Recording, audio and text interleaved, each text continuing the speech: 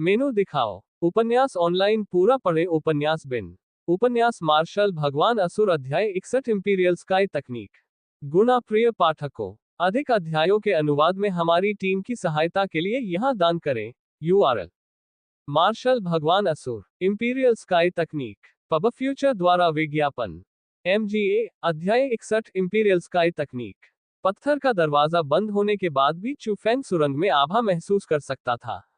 यह पुष्टि करने के बाद कि सु मेई और अन्य लोग चले गए हैं, वह बिना किसी चिंता के चट्टान के शिखर पर चला गया।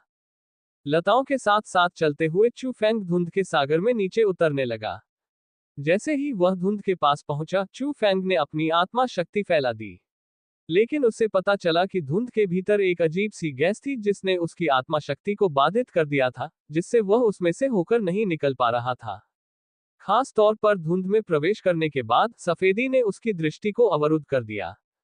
चू फेंग की ताकत के बावजूद उसकी दृष्टि सीमा 10 मीटर से अधिक नहीं थी। लेकिन किस्मत से धुंध में दर्जनों मीटर नीचे जाने के बाद वह आखिरकार नीचे पहुंच गया। हालांकि धुंध अभी भी थी, लेकिन चट्टानों पर पैर रखने के एहसास ने उसके दिल को चिंता से मुक्त कर दिया। हुश हुश हुश। चू फेंग ने विश्व आत्मा कंपास निकाला। तुरंत प्रकाश की किरणें हर जगह फैल गईं और उसकी दृष्टि की सीमा कई गुना बढ़ गई। ये कहना ही होगा कि उस चीज की रोशनी बहुत अजीब थी। ऐसा लग रहा था जैसे वह धुंध को भेद सकती है और यह वास्तव में खजाने की खोज के लिए एक अजीब वस्तु थी। ऐसा लगता है कि खतरा यहाँ हर जगह है। विश्व आत्मा कंपास के संकेतों को देखते हुए चू फेंग को पता था कि उसे किस दिशा में जाना है। लेकिन साथ ही वह ये भी जानता था कि हर जगह अंतहीन छिपे हुए खतरे हैं। एक लापरवाही की गलती से वह मर जाएगा। सौभाग्य से उसके हाथ में विश्व आत्मा कंपास था। अन्यथा अपनी ताकत के साथ अगर वह ऐसी जगह में प्रवेश करता तो उसे ज्यादा किस्मत नहीं मिलती। शायद अगर उसके पास नौजीवन भी होते तो वह उन सभी का उपयोग कर लेता। विश्व आत्मा कंपास को पकड़े हुए वह उस क्षेत्र में चला गया जो धुंध से भरा था। चू फेंग दूर से भयंकर जानवरों की दहाड़ सुन सकता था। इसके अलावा अन्य अजीब चीखें भी थीं। यहां तक कि लोगों की दर्द भरी चीखें और मदद के लिए पुकार भी थी। वह जितना गहरा गया, उतनी ही तेज आवाजें सुनाई देने लगी। अंत में चू फेंग को कुछ लाशें भी दिखाई दी जिन्हें अभी अभी खाया गया था। वह विशाल दबाव वाली आभा को महसूस कर सकता था और पास में कुछ भयंकर जानवरों की दहाड़ सुन सकता था। ये आत्मा क्षेत्र के 9वें स्तर के विशेषज्ञों, रैंक 9 भयंकर जानवरों से भी अधिक शक्तिशाली थे। पब फ्यूचर द्वारा विज्ञापन। अफवाहों के अनुसार रैंक 9 भयंकर जानवर पहले से ही भयंकर जानवरों के साथ सबसे मजबूत रैंक थे। भयंकर जानवरों से भी अधिक शक्तिशाली वे थे जिनकी आध्यात्मिक प्रकृति थी, राक्षसी जानवर। हालांकि राक्षसी जानवर बेतरतीब ढंग से वध नहीं करते थे, लेकिन उनकी साधना शक्ति भयंकर जानवरों से कहीं ज्यादा मजबूत थी। इसमें मनुष्यों से कमजोर या उससे भी ज्यादा मजबूत बुद्धि भी नहीं होती थी। सबसे महत्वपूर्ण बात यह थी कि राक्षसी जानवर बहुत मजबूत थे। वे मजबूत पैदा हुए थे, उनमें जानवरों की प्रजाति का सबसे बढ़िया खून था। यह अफवाह थी कि जो राक्षसी जानवर अभी अभी पैदा हुए थे, उनमें मूल क्षेत्र की ताकत थी। शक्तिशाली राक्षसी जानवर भाषाएं भी बोल सकते थे और यहां तक कि मानव आकृतियों में भी बदल सकते थे। कुछ राक्षसी जानवरों को गहरे पहाड़ और जंगली जंगल पसंद नहीं थे, इसलिए वे मानव आकृतियों में बदल जाते थे और मानव समाज में प्रवेश करते थे और मनुष्यों के साथ रहते थे। वे वास्तव में राक्षसी नाम के अनुरूप रहते थे। TN चीनी में यह विशिष्ट वर्ण याओ का अर्थ राक्षस, अजीब, शैतान, चुड़ैल आदि हो सकता है। इस जगह पर हर जगह खतरे थे और शाही आकाश ऋषि की ताकत के बारे में सोचते हुए चू फेंग को कोई संदेह नहीं था कि ऋषि कुछ राक्षसी जानवरों को पकड़ लेंगे, उन्हें फेंक देंगे और उन्हें कब्र के भीतर सीमित कर देंगे। लेकिन सौभाग्य से पूरे 2 घंटे सावधानी से चलने के बाद उसके सामने की धुंध धीरे धीरे छट गई। अंत में वह अंततः बादलों को हटा सका और सूरज को देख सका, क्योंकि वह धुंध से बाहर निकल गया था। मैं आखिरकार बाहर आ गया। उस पल चू फेंग भी गहरी सांस छोड़ने से खुद को नहीं रोक पाया। पहले की धुंधली भूमि बिल्कुल नरक जैसी थी। अंदर के लोग अतुलनीय दमन महसूस करेंगे। अरे, इस शाही आकाश ऋषि की कब्र कितनी बड़ी है। अपना सिर उठाकर देखने पर चू फेंग खुद को असहाय महसूस करने से नहीं रोक सका। उसकी आंखों के सामने वह खजाना नहीं था जिसकी उसे उम्मीद थी। यह एक और गहरी सुरंग थी। लेकिन सुरंग बहुत चौड़ी और बहुत उज्जवल थी। वहां असीमता का माहौल था और सुरंग के साथ आगे बढ़ते हुए खून की गंध की एक और लहर चू फैंग की नाक की ओर उछली। वह गंध बहुत तेज थी, इतनी तेज कि चू फैंग की आत्मा शक्ति ने उसे नहीं पहचाना, फिर भी गंध ऊपर तैर रही थी। चू फैंग ने विश्व आत्मा कंपास पकड़ रखा था और क्योंकि उसने पाया कि कोई खतरा नहीं था, वह बिना किसी चिंता के आगे बढ़ता रहा। वह जितना आगे बढ़ता गया, खून की गंध उतनी ही तेज होती गई।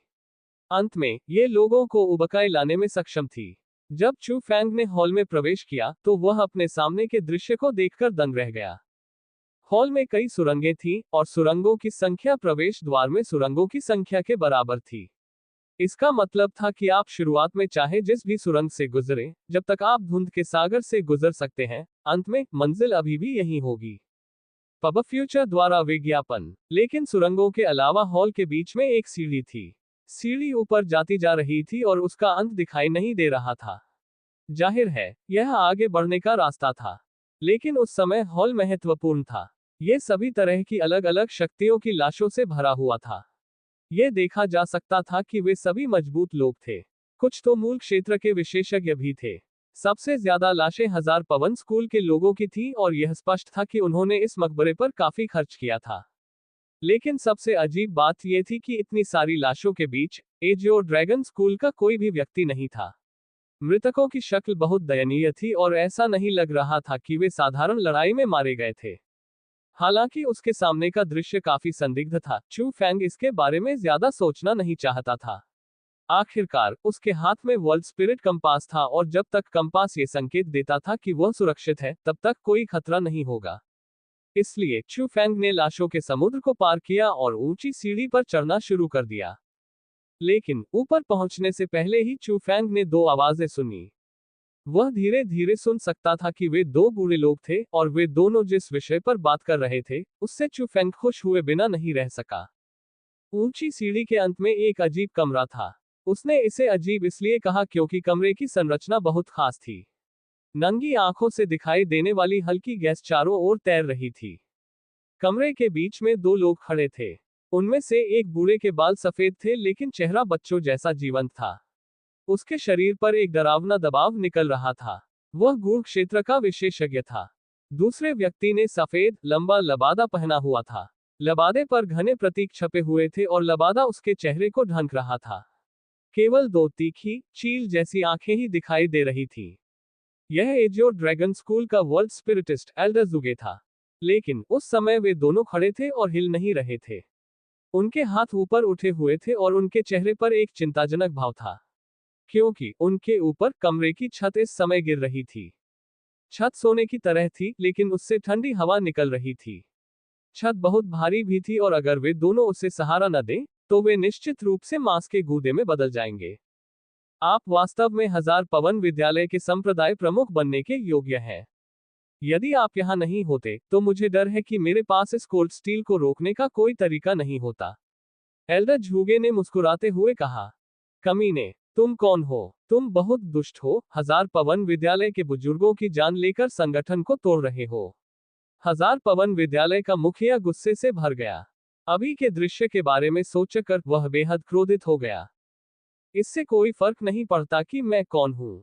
महत्वपूर्ण बात यह है कि आपको और मुझे मिलकर काम करना होगा और इस कोल्ड स्टील को तोड़ने का कोई रास्ता निकालना होगा, नहीं तो ये जगह हमारी कब्र बन जाएगी। झूगे ने मुस्कुराते हुए कहा।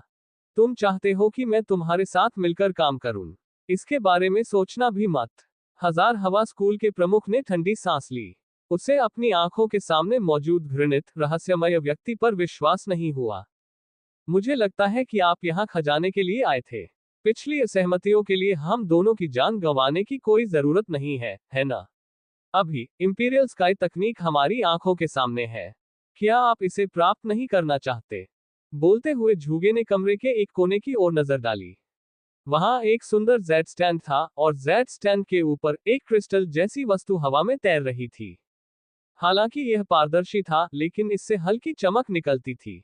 इस पर जो शब्द उकेरे गए थे, वे पहले से ही बता रहे थे कि यह क्या था। यह इंपीरियल स्काई ऋषि की तकनीक थी। इंपीरियल स्काई तकनीक। पब फ्यूचर द्वारा विज्ञापन। संपर्क टॉस साइट मैप दान करें मेनू दिखाओ। उपन्यास ऑनलाइन पूरा पढ़े उपन्यास बिन। उपन्यास मार्शल भगवान असुर अध्याय 62 मछुआरे को पुरस्कार मिलता है। गुणा प्रिय पाठकों, अधिक अध्यायों के अनुवाद में हमारी टीम की सहायता के लिए यहाँ दान करें। URL मार्शल भगवान असुर मछुआरे को पुरस्कार मिलता है। पब फ्यूचर द्वारा विज्ञापन MGA अध्याय 62 मछुआरे को पुरस्कार मिलता है। तुम्हें लगता है कि मैं बेवकूफ हूं। तुमने कब्र की खबर फैलाई और मुझे यहां फंसाया। फिर तुमने मुझे और दूसरों को हत्या के गिरोह को तोड़ने के लिए इस्तेमाल किया। आपने बहुत ही निर्दयी तरीके अपनाए। आप मुझे इंपीरियल स्काई तकनीक देने में इतने दयालु कैसे हो सकते हैं? हजार हवा स्कूल के प्रमुख ने स्पष्ट रूप से जुगे की बात पर विश्वास नहीं किया। बुजुर्गों, इस पर लड़ने की कोई जरूरत नहीं है। क्यों न मैं आप दोनों के लिए इस इंपीरियल स्काई तकनीक का आनंद लूं।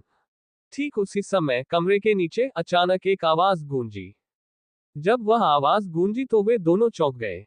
उन्होंने कभी नहीं सोचा था कि उनके अलावा कोई और व्यक्ति भी होगा जो कमरे में जीवित पहुंच सकता है। उनकी हैरानी भरी निगाहों के सामने चू फैंग धीरे धीरे प्रवेश द्वार से बाहर आया। वह उन दो लोगों का मूल्यांकन करते हुए मुस्कुराया। लेकिन जब चू फैंग ने झूगे को देखा तो उसकी आंखें चमक उठी। प्रतीकों से भरे सफेद लबादे को देखकर चू फैंग को यह अनुमान हुआ कि वह शायद विश्व अध्यात्मवादी हो सकता है। लेकिन चू फैंग की तुलना में हजार हवा स्कूल के प्रमुख और जुगे अतुलनीय रूप से हैरान थे। कोई बात नहीं, उन्होंने कभी नहीं सोचा होगा कि जो व्यक्ति उस स्थान पर पहुंचने में सक्षम था वह इतना युवा होगा। अचानक चू फैंग ने भौहें सिकोड़ ली क्योंकि उसने महसूस किया कि एक मजबूत आध्यात्मिक शक्ति उसके शरीर को महसूस करने के लिए उस पर हमला कर रही है। आत्मा की शक्ति बहुत शक्तिशाली थी और उसे नहीं पता था कि खुद का बचाव कैसे किया जाए। उसे चिंता थी कि उनकी आत्मा शक्ति उसकी छाती में समा जाएगी। क्या प्रतीकों का नक्शा ऐसे ही प्रकट हो जाएगा? लेकिन सौभाग्य से आत्मा की शक्ति बिना किसी प्रतिक्रिया के उसकी छाती से होकर गुजर गई। साथ ही इसने चू फैंग को आराम दिया और उसने एक संभावना के बारे में सोचा। उसकी छाती पर बना नक्शा संभवतः केवल उसकी अपनी आत्मा शक्ति द्वारा ही चलाया जा सकता था। अगर यह सच था तो भविष्य में उसे इस बात की चिंता करने की जरूरत नहीं थी कि उसका रहस्य अन्य लोगों द्वारा पता लगा लिया जाएगा जिनके पास आत्मा शक्ति थी। पब फ्यूचर द्वारा विज्ञापन आत्मिक क्षेत्र का छठा स्तर। केवल इस तरह की साधना के साथ आप अभी भी इस स्थान पर पहुंचने में सक्षम है। यह आपके हाथ में विश्व आत्मा कंपास के कारण ही होगा, है ना? झूगे ने पहले बात की। आत्मिक क्षेत्र का छठा स्तर। ये शब्द सुनकर हजार पवन विद्यालय का प्रमुख और भी अधिक हैरान हो गया। जो व्यक्ति गहन क्षेत्र में था उसके लिए मूल क्षेत्र के लोग कचरा थे। आत्मा क्षेत्र के लोग कचरे के भीतर कचरा थे। लेकिन उसी क्षण इस स्थान पर ऐसा कचरा आ गया। स्वाभाविक रूप से इससे वह बहुत हैरान हुआ। वाकई बहुत अच्छी नजर है। चू फैंग ने झूगे की ओर हल्के से मुस्कुराया। उसने भी बोलने में अपना समय बर्बाद नहीं किया और वह बड़े कदमों से इंपीरियल स्काई तकनीक की ओर चल पड़ा।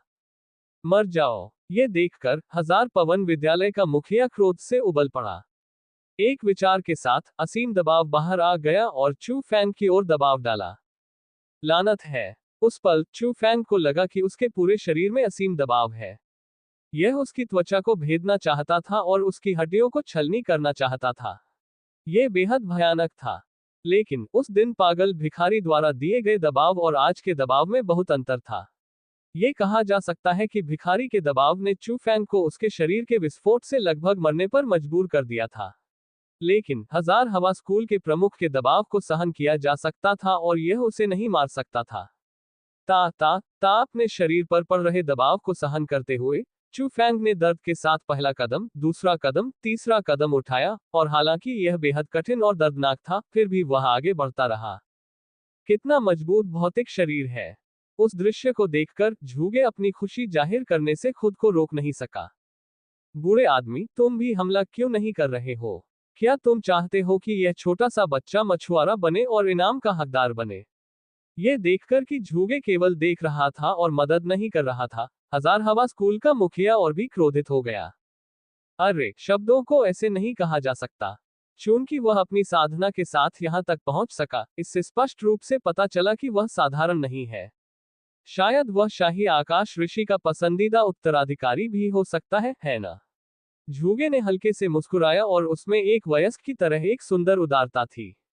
साले, मैं बाद में तेरे शरीर को हजारों टुकड़ों में काट डालूंगा। हजार हवा स्कूल के मुखिया ने झूगे के प्रति अपने क्रोध से अपने दांत पीस लिए। लेकिन चू फैंग को देखकर जो शाही आकाश तकनीक के करीब पहुंचता जा रहा था, उसने और कुछ नहीं कहा।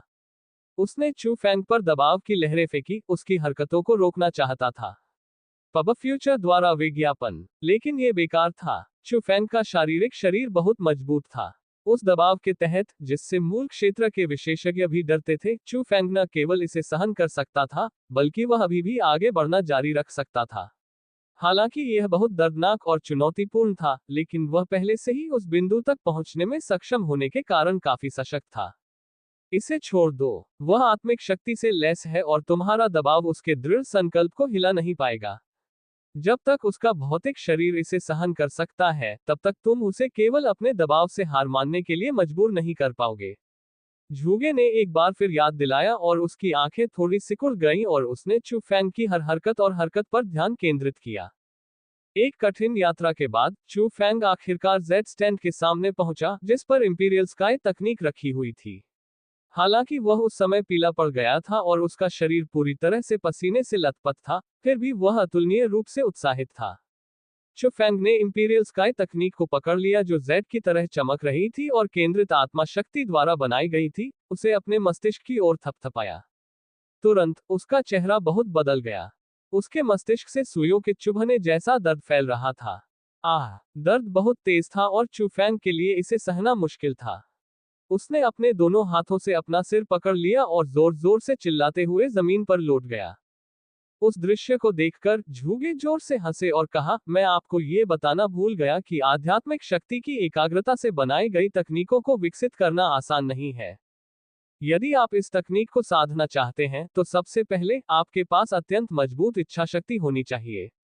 आध्यात्मिक शक्ति का होना एक आवश्यकता है, लेकिन फिर भी एक निश्चित साधना के बिना आप शक्ति की इस लहर को सहन करने में असमर्थ होंगे।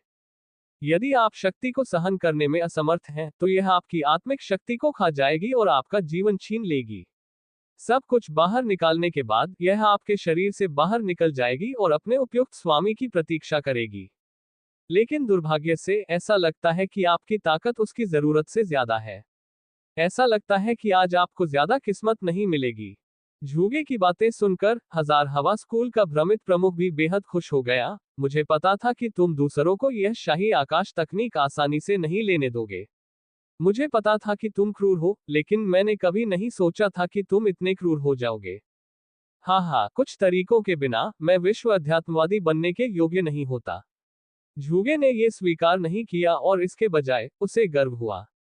चू फैंग के पास झूगे की बात सुनने का साहस कैसे था? उसे बस यही महसूस हुआ कि उसकी आत्मा की शक्ति तेजी से खत्म होती जा रही है। वह उस अवस्था में भी पहुंच गया जहां वह सूख रहा था। उसके दिमाग में दर्द और भी स्पष्ट होता जा रहा था। वह इसे बर्दाश्त नहीं कर पा रहा था और ऐसा लग रहा था जैसे वह अपनी जान गंवा देगा। अंत में चू फैंग आखिरी बार चिल्लाया और बिना किसी ताकत और बिना कोई आवाज किए जमीन पर लंगड़ाता हुआ चला गया। क्या वह मर चुका है? इंपीरियल स्काई तकनीक बाहर क्यों नहीं तैरी? थाउजेंड विंड स्कूल के प्रमुख ने तुरंत पूछा। झूगे ने पहले ही अपनी आत्मा शक्ति को बाहर निकाल लिया था और वर्तमान चू फैंग को देखा था। लेकिन जब उसने अपनी आत्मा शक्ति को वापस ले लिया, तो उसने भौहें सिकुड़ते हुए कहा, यह आदमी, वह अभी मरा नहीं है। पब फ्यूचर द्वारा विज्ञापन, संपर्क टॉस साइट में दान करें मेनू दिखाओ। उपन्यास ऑनलाइन पूरा पढ़े। उपन्यास बिन उपन्यास मार्शल भगवान असुर अध्याय 63 विचित्र मुख्य हॉल। गुणा प्रिय पाठकों, अधिक अध्यायों के अनुवाद में हमारी टीम की सहायता के लिए यहां दान करें। URL मार्शल भगवान असुर C63 विचित्र मुख्य हॉल। पब फ्यूचर द्वारा विज्ञापन MGA अध्याय 63 विचित्र मुख्य हॉल। जब उसे धुंधलापन महसूस हो रहा था, चू फैंग ने अपनी आंखें खोली। जब उसे होश आया, तो चू फैंग बेहद खुश हुआ। उसने पाया कि उसके मस्तिष्क में बहुत सी नई जानकारी थी। ये जानकारी इंपीरियल स्काई तकनीक की साधना पद्धति थी। लेकिन चू फैंग अपने दिल की खुशी से मुस्कुरा भी नहीं पाया, क्योंकि वह अपने सामने के दृश्य को देखकर स्तब्ध था। क्या ये कौन सी जगह है? उस पल चू फैंग के सामने यह अब अजीब कमरा नहीं रहा। यह एक विचित्र हॉल बन गया। एक सचमुच विचित्र मुख्य हॉल। वह बहुत ऊंचा था, फिर भी उस पर छत नहीं थी। ऐसा लग रहा था जैसे कोई दूसरी दुनिया देख सकता हो। उसके चारों ओर की दीवारें लकड़ी, पत्थर या स्टील की नहीं थी। वह क्रिस्टल की तरह चमकदार और शीशे की तरह चिकनी थी। वह बेहद खूबसूरत थी। लेकिन उस समय जिस चीज ने चू फैंग को सबसे ज्यादा चौंकाया, वह थी उसके सामने दीवार पर एक बड़ा दरवाजा था जो सीधे आसमान की ओर खुलता था। दरवाजा बहुत बड़ा था, यहाँ तक कि प्राचीन शहर के दरवाजों से भी कई गुना बड़ा। इसकी शक्ल भी बहुत अजीब थी। ये दीवार से बाहर की ओर निकला हुआ किसी राक्षस के मुंह जैसा था। बड़े दरवाजे के ऊपर मोटी मोटी जंजीरें लगी हुई थी। हर जंजीर 1 मीटर मोटी थी और उसने पूरे दरवाजे को इस तरह से ढक रखा था मानो किसी डरावने राक्षस को अंदर बंद कर दिया हो। अपनी आत्मा शक्ति को फैलाते हुए चू फैंग के चेहरे का रंग उड़ गया। हालांकि ये दरवाजे से बंद था, चू फैंग अभी भी दूसरी तरफ एक बेहद डरावनी आभा महसूस कर सकता था। वह आभा बहुत ठंडी, बहुत बर्फीली और बहुत अंधेरी थी। ऐसा लग रहा था जैसे यह इस दुनिया की कोई चीज नहीं थी। यह इतना भयानक था कि चू फैंग के बाल सीधे खड़े हो गए और उसकी रीढ़ की हड्डी में ठंडक दौड़ गई। हे भगवान, मैं मरा नहीं हूं, है ना? ये नर्क तो नहीं है। चू फैंग के मन में यह विचार आया क्योंकि उसे लगा कि उसके सामने जो कुछ भी है, वह वास्तविक नहीं है। ये सब सपने जैसा था और बहुत भयानक था। अरे, ये तुम हो। तुम आखिरकार आ ही गए। हाँ हाँ, ये बढ़िया है। ये बढ़िया है। लेकिन ठीक उसी समय अचानक चू फैंग के पीछे एक खुशी भरी आवाज गूंजी और अचानक होने के कारण चू फैंग आश्चर्य से उछल पड़ा। पब फ्यूचर द्वारा विज्ञापन। यह क्या है? चू फैंग ये सुनकर कांप उठा और अचानक उठ खड़ा हुआ। तभी उसे पता चला कि उसके पीछे एक अंडा था। ये सही था। यह एक अंडा था और यह काले रंग का अंडा था। अंडा बहुत बड़ा था और यह मुर्गी का अंडा नहीं था। ये चू फैंग से भी लंबा था और दुनिया में इतना बड़ा अंडा नहीं हो सकता था। यह क्या है, हो? बेवकूफ चू फैंग, सच में बेवकूफ। तुम कितने बेवकूफ हो? तुम इतने लंबे समय के बाद ही मुझे खेलने के लिए ढूंढते हो, क्या तुम्हें नहीं पता कि मैं बोर हो गया हूं? अचानक विशाल अंडे ने आवाज निकाली। आवाज बेहद मधुर और सुखद थी। ये यंग की आवाज की तरह थी और यह सोने और चांदी की घंटियों की तरह भी थी। ये कहा जा सकता है कि यह सबसे सुखद आवाज थी जो चू फैंग ने कभी सुनी थी। मादा का अंडा। ये तो मादा का अंडा है। चू फैंग दंग रह गया। चूंकि यह लड़की की आवाज थी, तो यह निश्चित रूप से मादा का अंडा था। नहीं, तुम एक मादा अंडा हो। तुम एक मुर्गी का अंडा हो। सड़ा हुआ अंडा। कमीना। विशाल अंडे के भीतर से एक तीखी गाली वाली आवाज आई। विशाल अंडा हिलने भी लगा जैसे कि कुछ टूटने वाला हो। TN बास्टर्ड में अंडा अक्षर है। बज्जर ठीक उसी समय चू फैंग की दृष्टि धुंधली हो गई। उसके चारों ओर का दृश्य तेजी से घूमने लगा और जब सब कुछ सामान्य हो गया, तो चू फैंग को आश्चर्य हुआ कि उसे जमीन पर लिटा दिया गया था और वह कब्र के कमरे में वापस आ गया था। यह है, तो मैंने अभी एक सपना देखा। चू फैंग बहुत हैरान था। उसे तभी चैन मिला जब उसे पता चला कि शाही आकाश तकनीक की साधना विधियां अभी भी उसके दिमाग में थी। यह आदमी वास्तव में नहीं मरा। ये कैसे संभव है? क्या उसे वास्तव में शाही आकाश तकनीक की स्वीकृति मिली थी? लगभग उसी समय जब चू फैंग ने अपनी आंखें खोली, हजार हवा स्कूल के प्रमुख ने रोना शुरू कर दिया।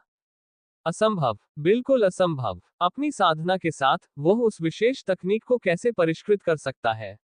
हालांकि झूगे की अभिव्यक्ति नहीं देखी जा सकती थी, लेकिन उसकी आवाज से यह भी सुना जा सकता था कि वह उस पल बहुत हैरान था। ये देखकर चू फैंग हल्के से मुस्कुराया और खुद को खड़े होने, अपने कपड़ों को थपथपाने और उन दोनों से कहने से रोक नहीं सका, माफ करना, मैंने तुम दोनों को निराश किया है। मैं मरा नहीं, और मैं काफी अच्छी तरह से जी रहा हूं।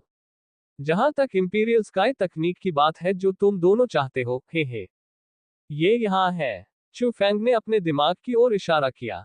तुम कमीने, मैं तुम्हें तोड़ दूंगा। ये देखकर हजार हवा स्कूल के प्रमुख ने चिल्लाया और उस पर कोल्ड स्टील छोड़ दिया। गड़गड़ाहट जैसे ही उसने उसे छोड़ा, कोल्ड स्टील अचानक नीचे गिर गया और पूरा कमरा हिलने लगा। कमीने, उस स्थिति का सामना करते हुए हजार हवा स्कूल के प्रमुख केवल उस हाथ को वापस कर सकते थे जिसमें उन्होंने अभी छोड़ा था, अन्यथा वे तीनों मांस के पेस्ट में बदल जाएंगे। पब फ्यूचर द्वारा विज्ञापन। बज्जर ये देखकर चू फैंग ने देरी नहीं की और 3 थंडर स्टाइल्स में से पहली स्टाइल का इस्तेमाल किया। वह जल्दी से प्रवेश द्वार की ओर भागा क्योंकि दो गहन क्षेत्र विशेषज्ञों के सामने उसकी स्थिति वास्तव में बहुत खतरनाक थी। यदि कोल्ड स्टील ने उनकी शक्ति को नहीं रोका होता तो उनकी उंगलियों की थोड़ी सी हरकत से ही वह उनके द्वारा कुचलकर मर जाता। ये लड़का एजियो ड्रैगन स्कूल से है। चू फैंग द्वारा प्रदर्शित कौशल को देखते ही झूगे की आंखें चमक उठी। एजियो ड्रैगन स्कूल के अतिथि एल्डर के रूप में एक नजर में उसने चू फैंग द्वारा इस्तेमाल किए गए कौशल को पहचान लिया।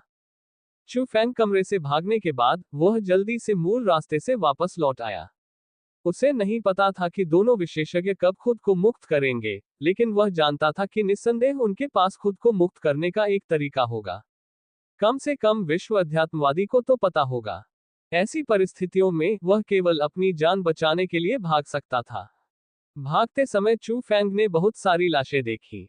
इस शाही आकाश ऋषि की कब्र ने वास्तव में एक बहुत बड़ी रक्त लड़ाई को जन्म दिया। बहुत से लोग, जिनके पास ताकत नहीं थी, लालची दिल के कारण अपनी जान दे दी। यहां तक कि कई साधना विशेषज्ञों को भी दूसरों ने मूर्ख बनाया।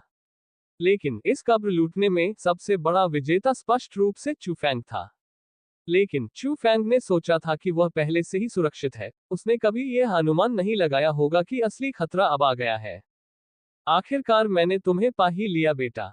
पीछे से एक गुस्से भरी चीख आई। थाउजेंड विंड स्कूल के प्रमुख ने उसे पकड़ लिया। लेकिन वर्तमान में वह काफी दयनीय स्थिति में था। वह न केवल गंदा था, बल्कि उसके कपड़ों पर खून के कुछ निशान और सिर पर कुछ कट भी थे। वह बिल्कुल पागल व्यक्ति की तरह था। यह देखा जा सकता था कि उसने कब्र से बचने के लिए काफी कीमत चुकाई थी। अरे वाह, मुझे वास्तव में प्राचीन शहर में सीधे वापस नहीं लौटना चाहिए था। मुझे लंबा रास्ता अपनाना चाहिए था। लेकिन वर्तमान चू फैंग के पास ये सब देखने का कोई दिल नहीं था। वह रहस्यमय तकनीक के अनुसार घूमता रहा और पहली थंडर शैली का इस्तेमाल किया। उसने अपनी बाहें फैला दी और बड़े बड़े कदमों से वह वास्तव में अपनी जान बचाने के लिए भागने लगा। लेकिन फिर भी वह गहन क्षेत्र के विशेषज्ञ से तेज कैसे हो सकता था? पीछे से भारी दबाव बिजली की तरह उसके पास से गुजरा। बहुत तेजी से इसने चू फैंग को जमीन पर दबा दिया और उसे रेत के ढेर में धंसा दिया। उस समय चू फैंग के मन में बस एक ही विचार आया, और वही एक कि वह मर चुका है। उस व्यक्ति ने शाही आकाश तकनीक के लिए बहुत से बुजुर्गों और शिष्यों को नुकसान पहुंचाया। अगर वह उसके द्वारा पकड़ा गया तो वह अपना दिमाग खुलवा सकता है, बस ये देखने के लिए कि क्या शाही आकाश तकनीक को हटाया जा सकता है। लेकिन अचानक चू फैंग को लगा कि कुछ गड़बड़ है।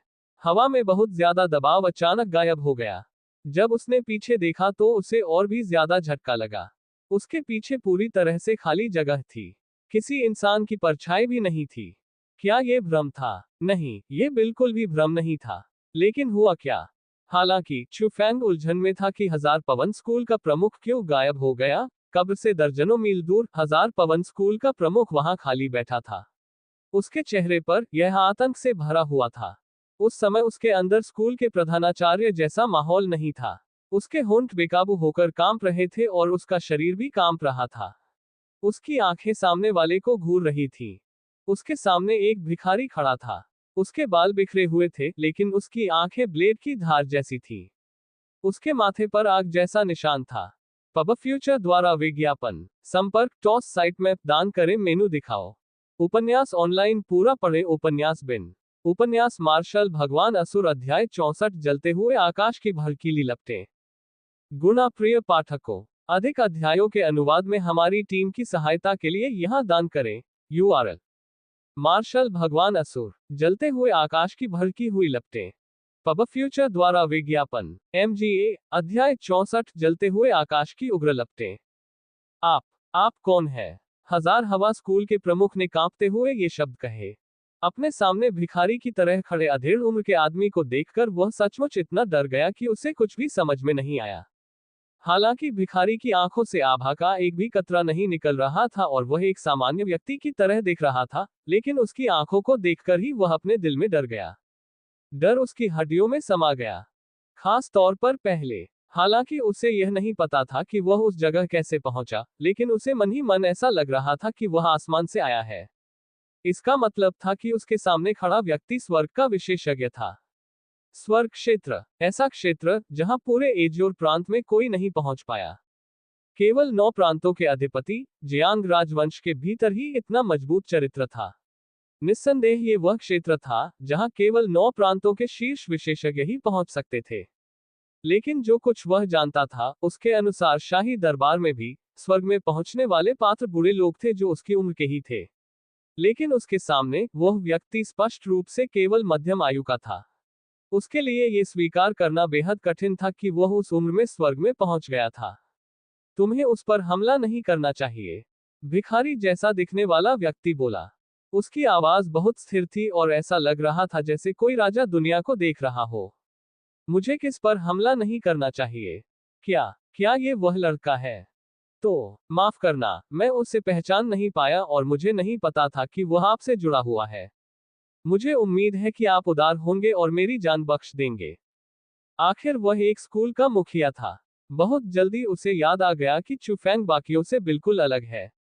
अगर चुफैंग उसके सामने वाले व्यक्ति से जुड़ा हुआ था और उसने पहले चुफैंग को मारने की कोशिश की थी, तो मौजूदा वह वाकई मौत के दरवाजे पर होगा।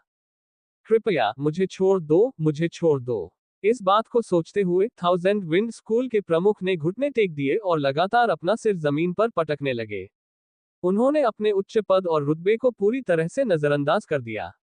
जब उनकी जान खतरे में थी, तो उन्होंने सब कुछ त्यागने का फैसला किया और इसमें उनकी गरिमा भी शामिल थी। पब फ्यूचर द्वारा विज्ञापन, रंबल रंबल रंबल। ठीक उसी समय दूर से कदमों की गड़गड़ाहट जैसी आवाज गूंजी। कुछ ही देर में हर जगह रेत फैल गई। ऊपर देखा तो घनी आकृतियां पागलों की तरह कब्र की ओर भाग रही थी। उनके कपड़ों से लग रहा था कि वे हजार पवन स्कूल की सेना है।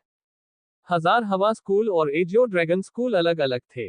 हालांकि वे रेगिस्तान के काफी करीब थे, कब्र की खबर एजियो ड्रैगन स्कूल के बड़े जुगे द्वारा व्यवस्थित जाल थी। तो एजियो ड्रैगन स्कूल का लक्ष्य आने से पहले ही स्पष्ट था।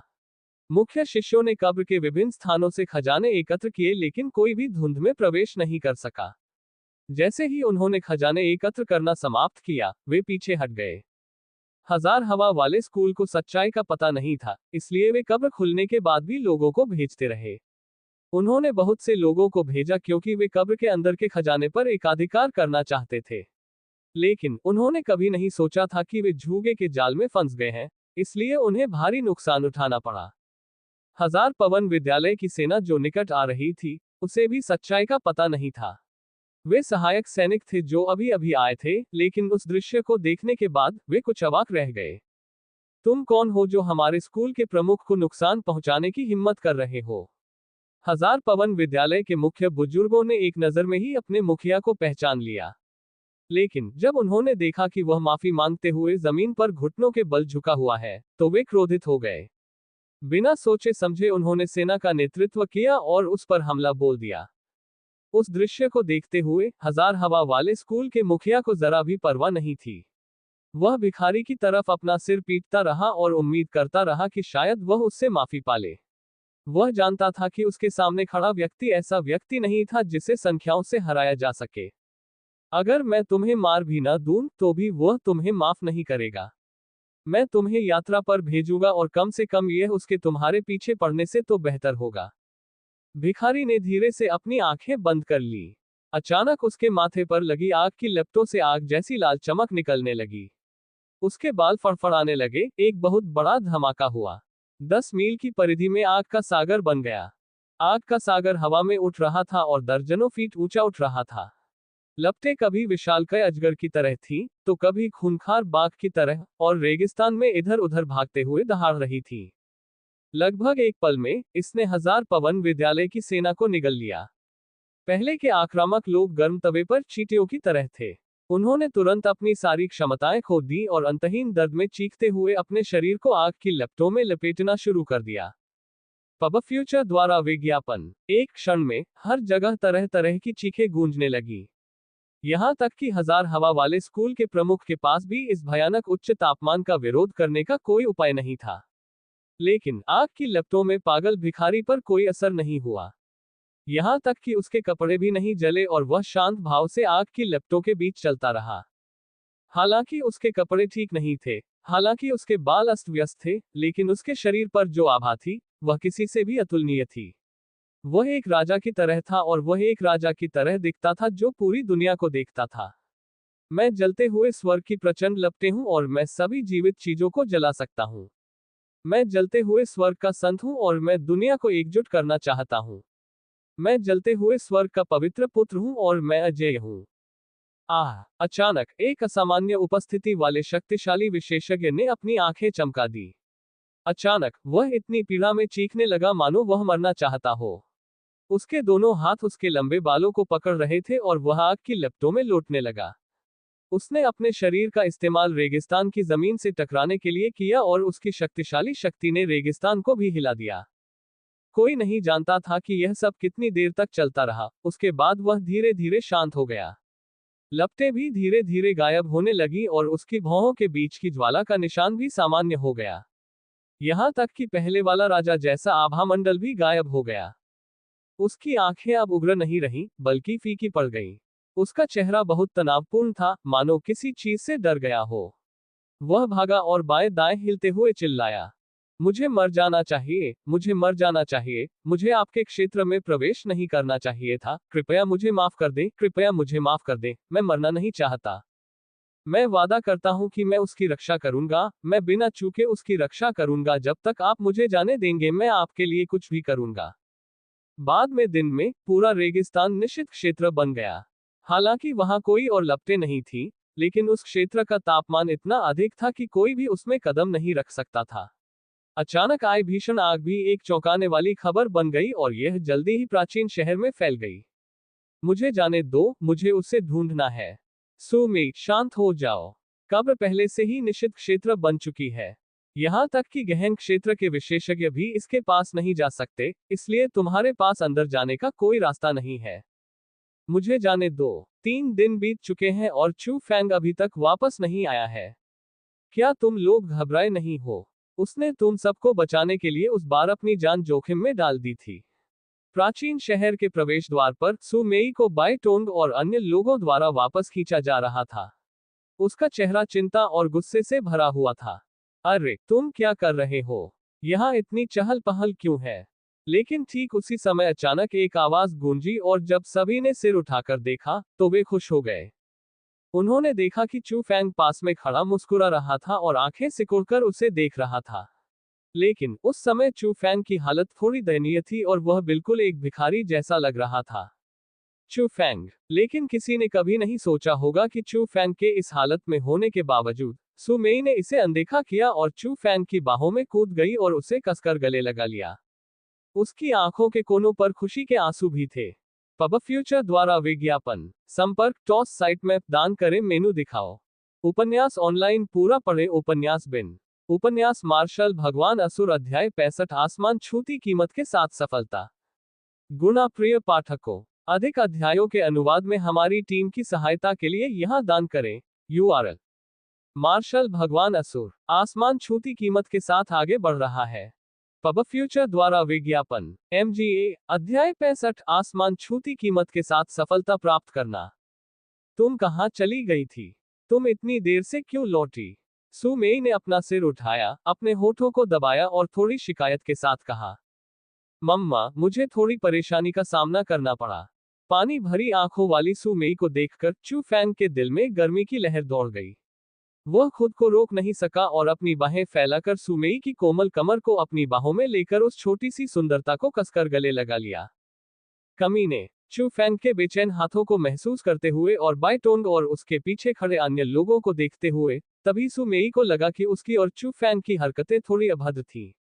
इसलिए उसने जल्दी से चू फैंग को फेंक दिया और उसका छोटा सा चेहरा सेब की तरह लाल हो गया। हे है, पूरी तरह से लाल सु मेई को देखकर चू फैंग ने सोचते हुए अपने होंठ चाटे। उसका एहसास काफी अच्छा था। उसके बाद सु मेई और अन्य लोगों ने चू फैंग से कुछ नहीं पूछा। स्वाभाविक रूप से चू फैंग ने इंपीरियल स्काई तकनीक प्राप्त करने, हजार हवा स्कूल के प्रमुख द्वारा पीछा किए जाने और पकड़े जाने से बचने के लिए प्राचीन शहर में लौटने के लिए पूरे 3 दिन बिताने के बारे में कुछ नहीं कहा। लेकिन चू फैंग को कब्र में अचानक आग के सागर के बारे में खबर मिली और साथ ही हजार हवा स्कूल के भारी नुकसान के बारे में भी। जब स्कूल के प्रमुख का स्थान भी अज्ञात था, तो चू फैंग काफी हैरान था।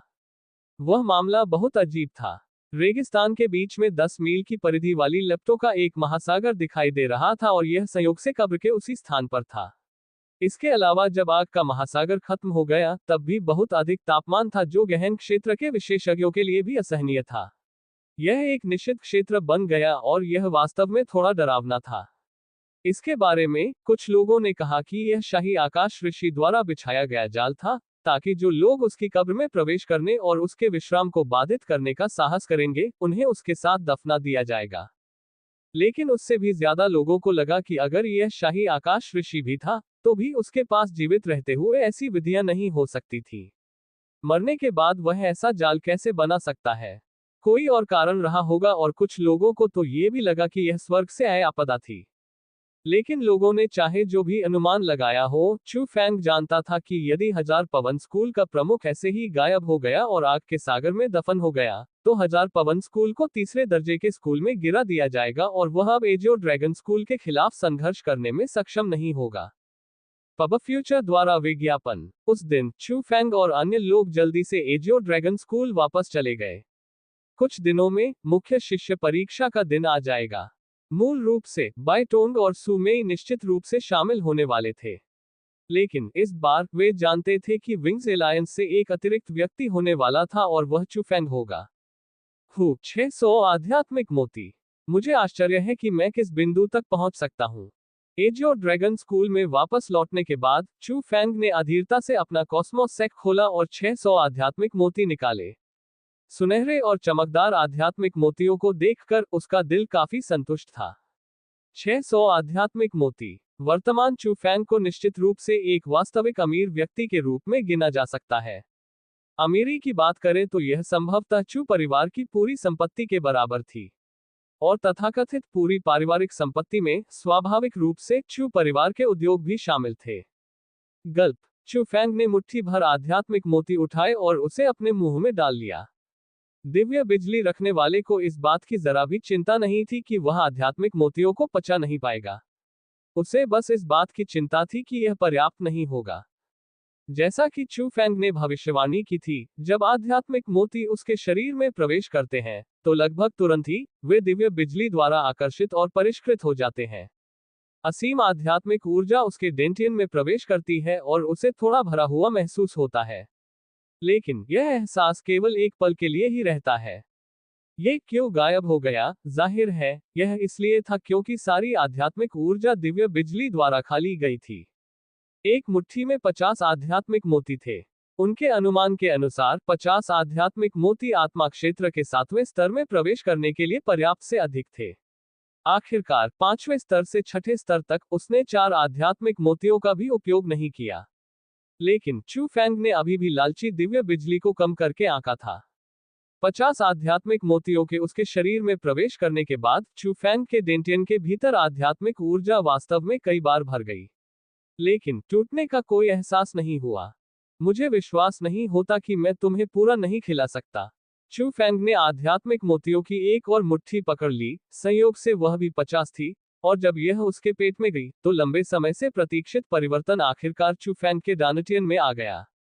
9 बिजली के जानवर आंखों को चीर देने वाली दहाड़ें लगा रहे थे, और हालांकि बाहरी दुनिया को एक भी लहर सुनाई नहीं दे रही थी, लेकिन ये लगातार चू फैंग के कानों में गूंज रही थी। यह एहसास और भी मजबूत होता जा रहा था, जैसे कि 9 बिजली के जानवर उसके और करीब आ रहे थे, और ऐसा भी लग रहा था जैसे कि वे धीरे धीरे एक में विलीन हो रहे थे। टूट गया। आखिरकार वह टूट गया। आत्मा क्षेत्र का 7वां स्तर। आध्यात्मिक ऊर्जा की बदली हुई प्रकृति की आभा से यह निश्चित रूप से 7वां स्तर था, लेकिन इसके लिए कीमत पूरे 100 आध्यात्मिक मोती थी।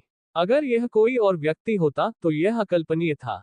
पब फ्यूचर द्वारा विज्ञापन। आध्यात्मिक मन का क्या था? यह एक उच्च गुणवत्ता वाली आध्यात्मिक औषधि थी और बहुत से लोग इसका उपयोग केवल तभी करना चाहते थे जब वे आत्मा क्षेत्र के 9वें स्तर के शिखर पर पहुंच जाते थे। वे इसका उपयोग आध्यात्मिक ऊर्जा की एक मजबूत मात्रा प्राप्त करने और मूल क्षेत्र में प्रवेश करने के लिए करते थे।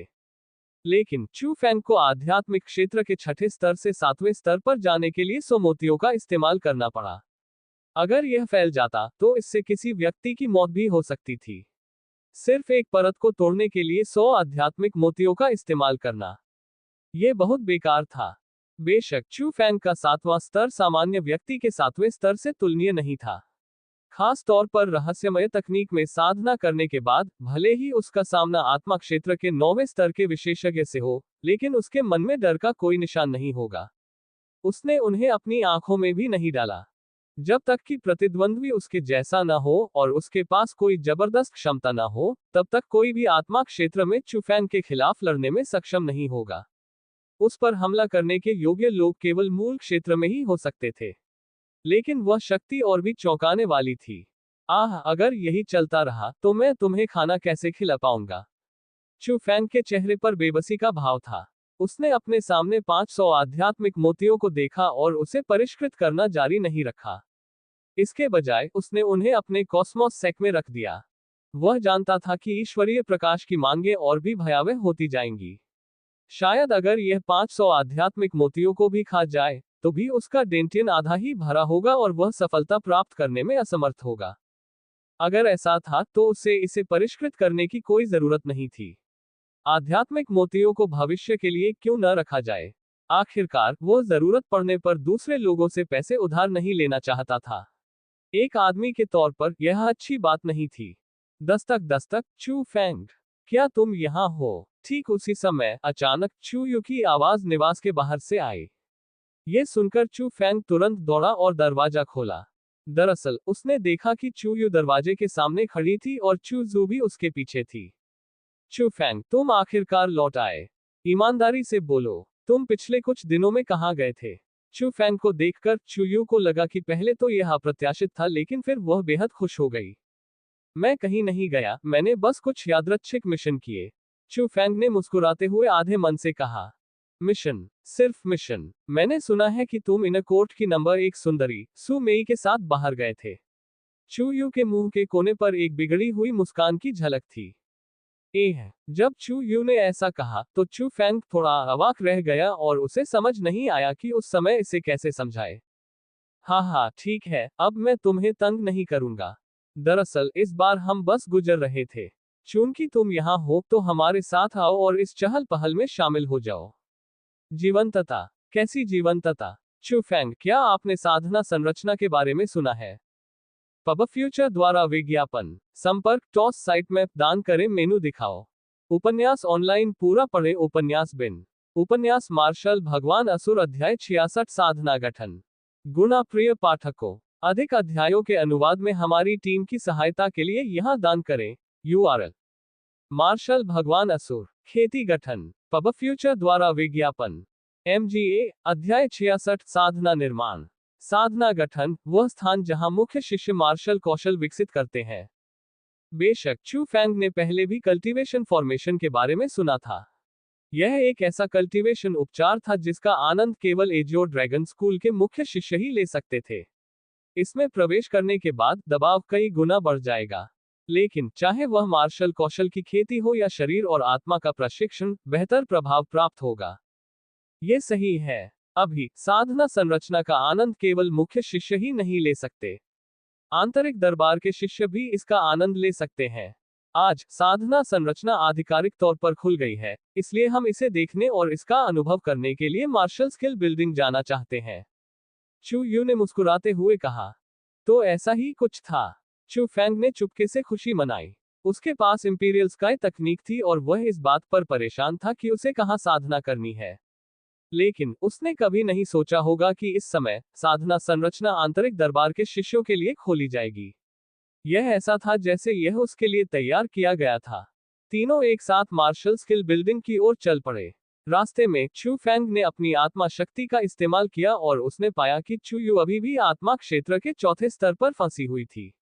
वह अभी भी 5वें स्तर तक पहुंचने में असमर्थ थी। चू यू, तुम अभी भी आगे नहीं बढ़ पाए हो? चू फैंग ने पूछा। हाँ, किसी कारण से मैं आगे नहीं बढ़ पा रहा हूँ। शायद मेरी समझ बहुत अच्छी नहीं है। उस विषय पर चू यू का चेहरा थोड़ा बदसूरत था। चू यू, इन्हें परिष्कृत करो और तुम निश्चित रूप से सफल हो सकोगे। चू फैंग ने अपना हाथ कॉस्मोस सेक में डाला और 2 आध्यात्मिक मोती निकाले। ये है। चू फैंग के हाथों में आध्यात्मिक मोती देखकर चू यू और चू जू दोनों ने अपना मुंह चौड़ा कर लिया और उनकी आंखों में आश्चर्य प्रकट हुआ। यद्यपि उन्होंने इसे पहली बार देखा था, परंतु उनकी ओर आने वाली आध्यात्मिक ऊर्जा से उन्होंने अनुमान लगाया कि यह संभवतः उच्च गुणवत्ता वाली औषधि आध्यात्मिक मन का है। ये आध्यात्मिक मोती हैं। निगलने के बाद यह आध्यात्मिक ऊर्जा में परिवर्तित हो जाता है और इसका अवशोषण अधिकतम हो जाता है। चू फेंग ने चू यू के छोटे हाथों को पकड़ा और उनके अंदर आध्यात्मिक मोती डाल दिए। चू फेंग, ये बहुत कीमती है। मैं इसे नहीं ले सकता। आज आप आध्यात्मिक क्षेत्र के केवल छठे स्तर पर हैं, इसलिए यह अभी भी आपके लिए उपयोगी है। आपको इसे अभी भी अपने पास ही रखना चाहिए। पब फ्यूचर द्वारा विज्ञापन। चू यू की पहली प्रतिक्रिया इसे अस्वीकार करने की थी। वह आध्यात्मिक मोतियों की कीमत जानती थी।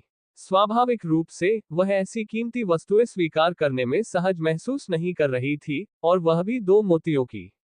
अगर मैं तुम्हें ये देता हूं, तो तुम्हें इसे ले लेना चाहिए। मेरे पास अभी भी और है, और अगर तुम इसे नहीं लेते हो तो इसका मतलब है कि तुम मुझे नीची नजर से देखते हो। चू फेंग ने जबरदस्ती 2 आध्यात्मिक मोतियों को चू यू के कमर के पस में ठूंस दिया। चू फेंग, ये चू यू को नहीं पता था कि क्या करना है, लेकिन अपने दिल की गहराई में वह वास्तव में इसे स्वीकार करना चाहती थी। आध्यात्मिक मोती, ये निश्चित रूप से उसे आत्मा क्षेत्र के 5वें स्तर तक पहुंचने में मदद करेगा। उसके शरीर में आध्यात्मिक ऊर्जा का एक बड़ा हिस्सा भी बचा रहेगा। यह उसकी साधना के लिए बहुत मददगार था। इतना ही नहीं, वहां 2 मोती भी थे। अगर चू फेंग न होता, तो वह वास्तव में नहीं जान पाती कि वह कब ऐसी चीजों का आनंद ले पाएगी। कम से कम उसके पिता ने तो अपने जीवन में कभी आध्यात्मिक मनका का उपयोग भी नहीं किया। अगर तुम चाहो तो भविष्य में मुझे पैसे वापस कर सकते हो। चू फेंग को डर था कि चू यू के दिल पर बोझ होगा, इसलिए उसने मजाक शुरू कर दिया। चू युए, जो आमतौर पर जीवंत रहता था, ने बहुत गंभीरता से सिर हिलाया। चू यू का सामना करते हुए चू फेंग थोड़ा असहाय था। लेकिन यह समझ में आता था, क्योंकि अगर दूसरे लोग उसे बहुत कीमती चीजें देते, तो उसके दिल में भी बोझ होता। लेकिन ठीक उसी समय चू फेंग ने पाया कि चू जू का चेहरा थोड़ा बिगड़ा हुआ था। लड़की अपने होठों को भींच रही थी और उसकी बड़ी बड़ी आंखें बेचैनी से टिमटिमा रही थी। उस भाव को 1 शब्द में प्रशंसा, 2 शब्दों में उच्च प्रशंसा, 3 शब्दों में अत्यधिक प्रशंसा कहा जाता था।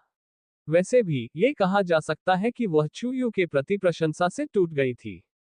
चूजू, इतने साल हो गए हैं। तुम्हारे बड़े भाई के रूप में मैंने तुम्हें वास्तव में बहुत कुछ नहीं दिया है, इसलिए इस आध्यात्मिक मनके को अपने भाई से पहला उपहार मानो। चू फेंग ने एक और आध्यात्मिक मनका निकाला और चूजू को दे दिया। यह बस हो गया, अब ये सब मैं तुम्हें दे रहा हूं, इसे ले लो, वरना तुम मुझे नीची निगाह से देखोगे।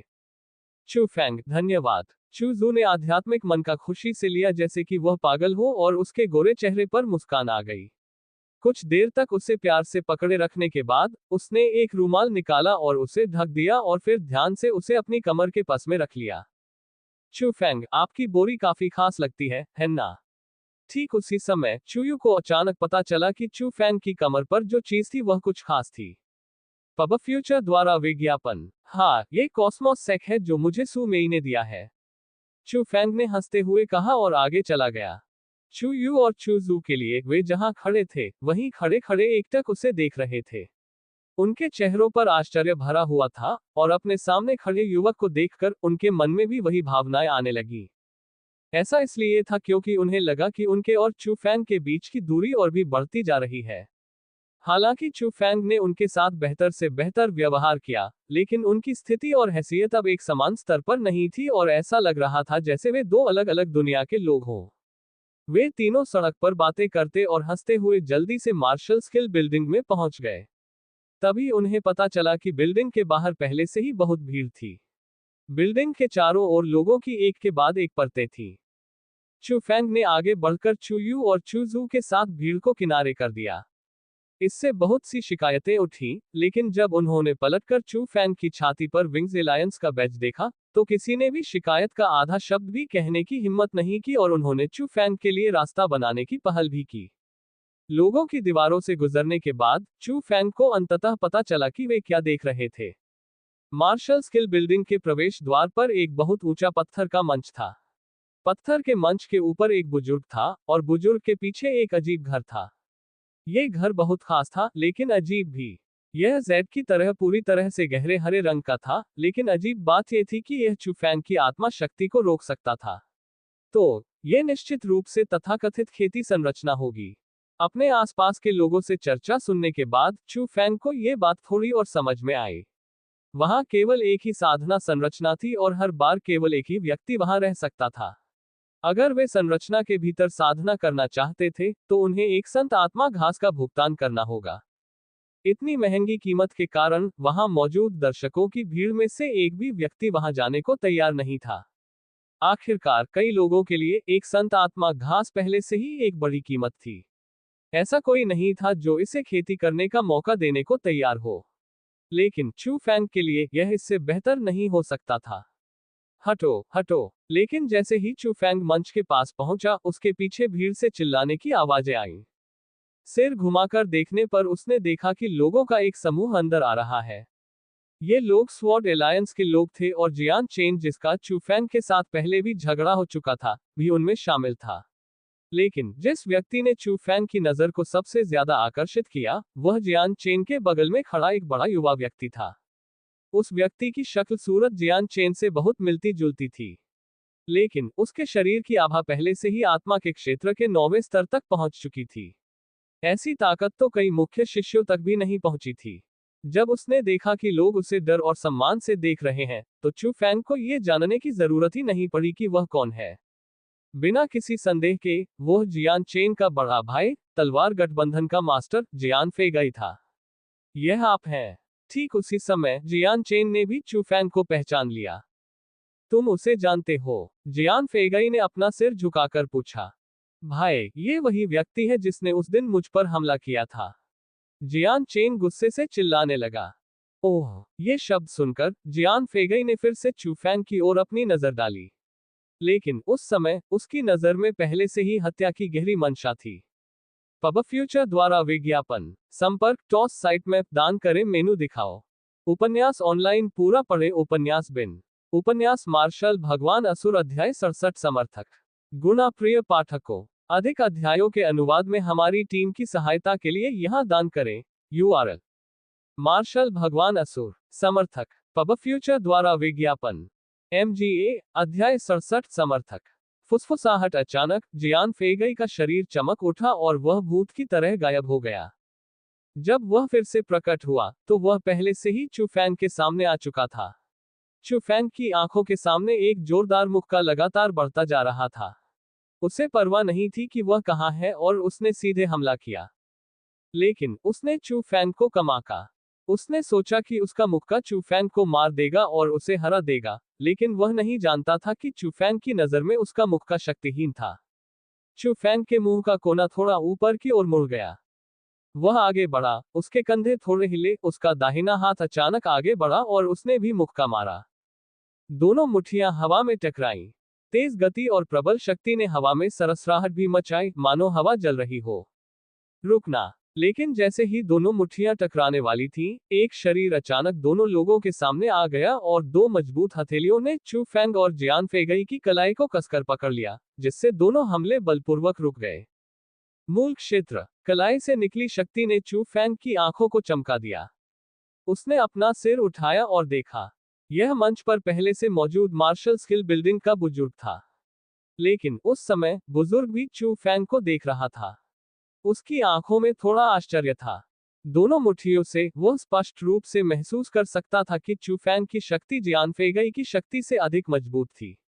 फिर भी चू फैंग के पास केवल आत्मा क्षेत्र के 7वें स्तर की आभा थी, जबकि जियान फेगई के पास 9वें स्तर की आभा थी। क्या हो रहा है? मुझे आध्यात्मिक ऊर्जा में उतार चढ़ाव क्यों महसूस हो रहा है?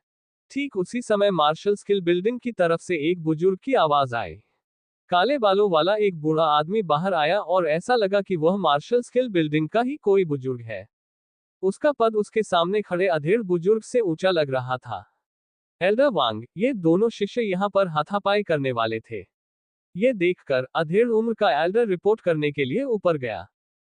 ओह! बड़े ने पहले तो जियान फेगई को देखा, फिर चू फैंग को सख्ती से डांटा, तुमने यहाँ हमला क्यों किया?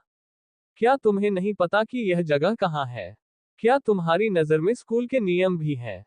बड़े, क्या आपने नहीं देखा कि उसने मुझ पर पहले हमला किया? मैं तो बस बचाव कर रहा था। क्या ये किसी भी तरह से गलत था?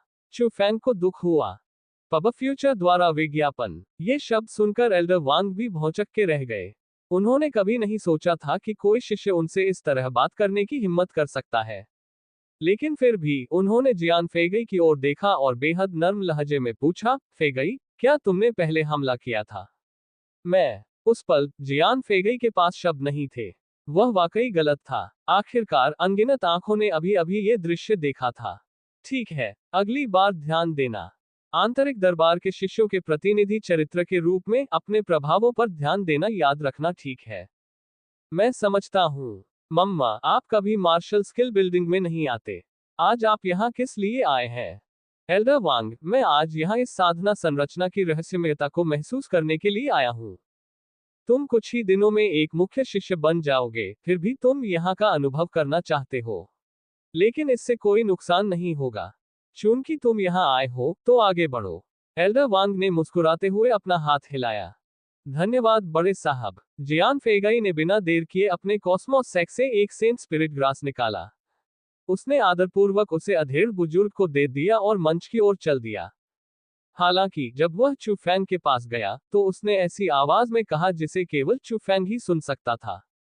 बेटे, क्या तुम नहीं बता सकते कि इस आंतरिक प्रांगण में मेरे समर्थक हैं?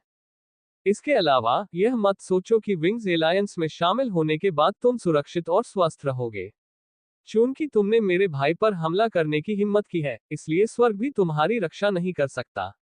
ये शब्द कहने के बाद जियान फेगई ने अपनी बड़ी आस्तीन लहराए, बड़े कदमों से आगे बढ़ा और ऊंचे मंच पर चढ़ गया। उस पल चू फैंग का चेहरा थोड़ा बदसूरत हो गया। उसने एल्डर वांग की ओर असंतोष के साथ कहा, मैं स्पष्ट रूप से उससे पहले यहां पहुंच गया था। आपने उसे पहले क्यों जाने दिया? तथाकथित सक्षम व्यक्ति को प्राथमिकता दी जाती है। जियान फेगई आंतरिक दरबार के उत्कृष्ट शिष्यों में से एक है।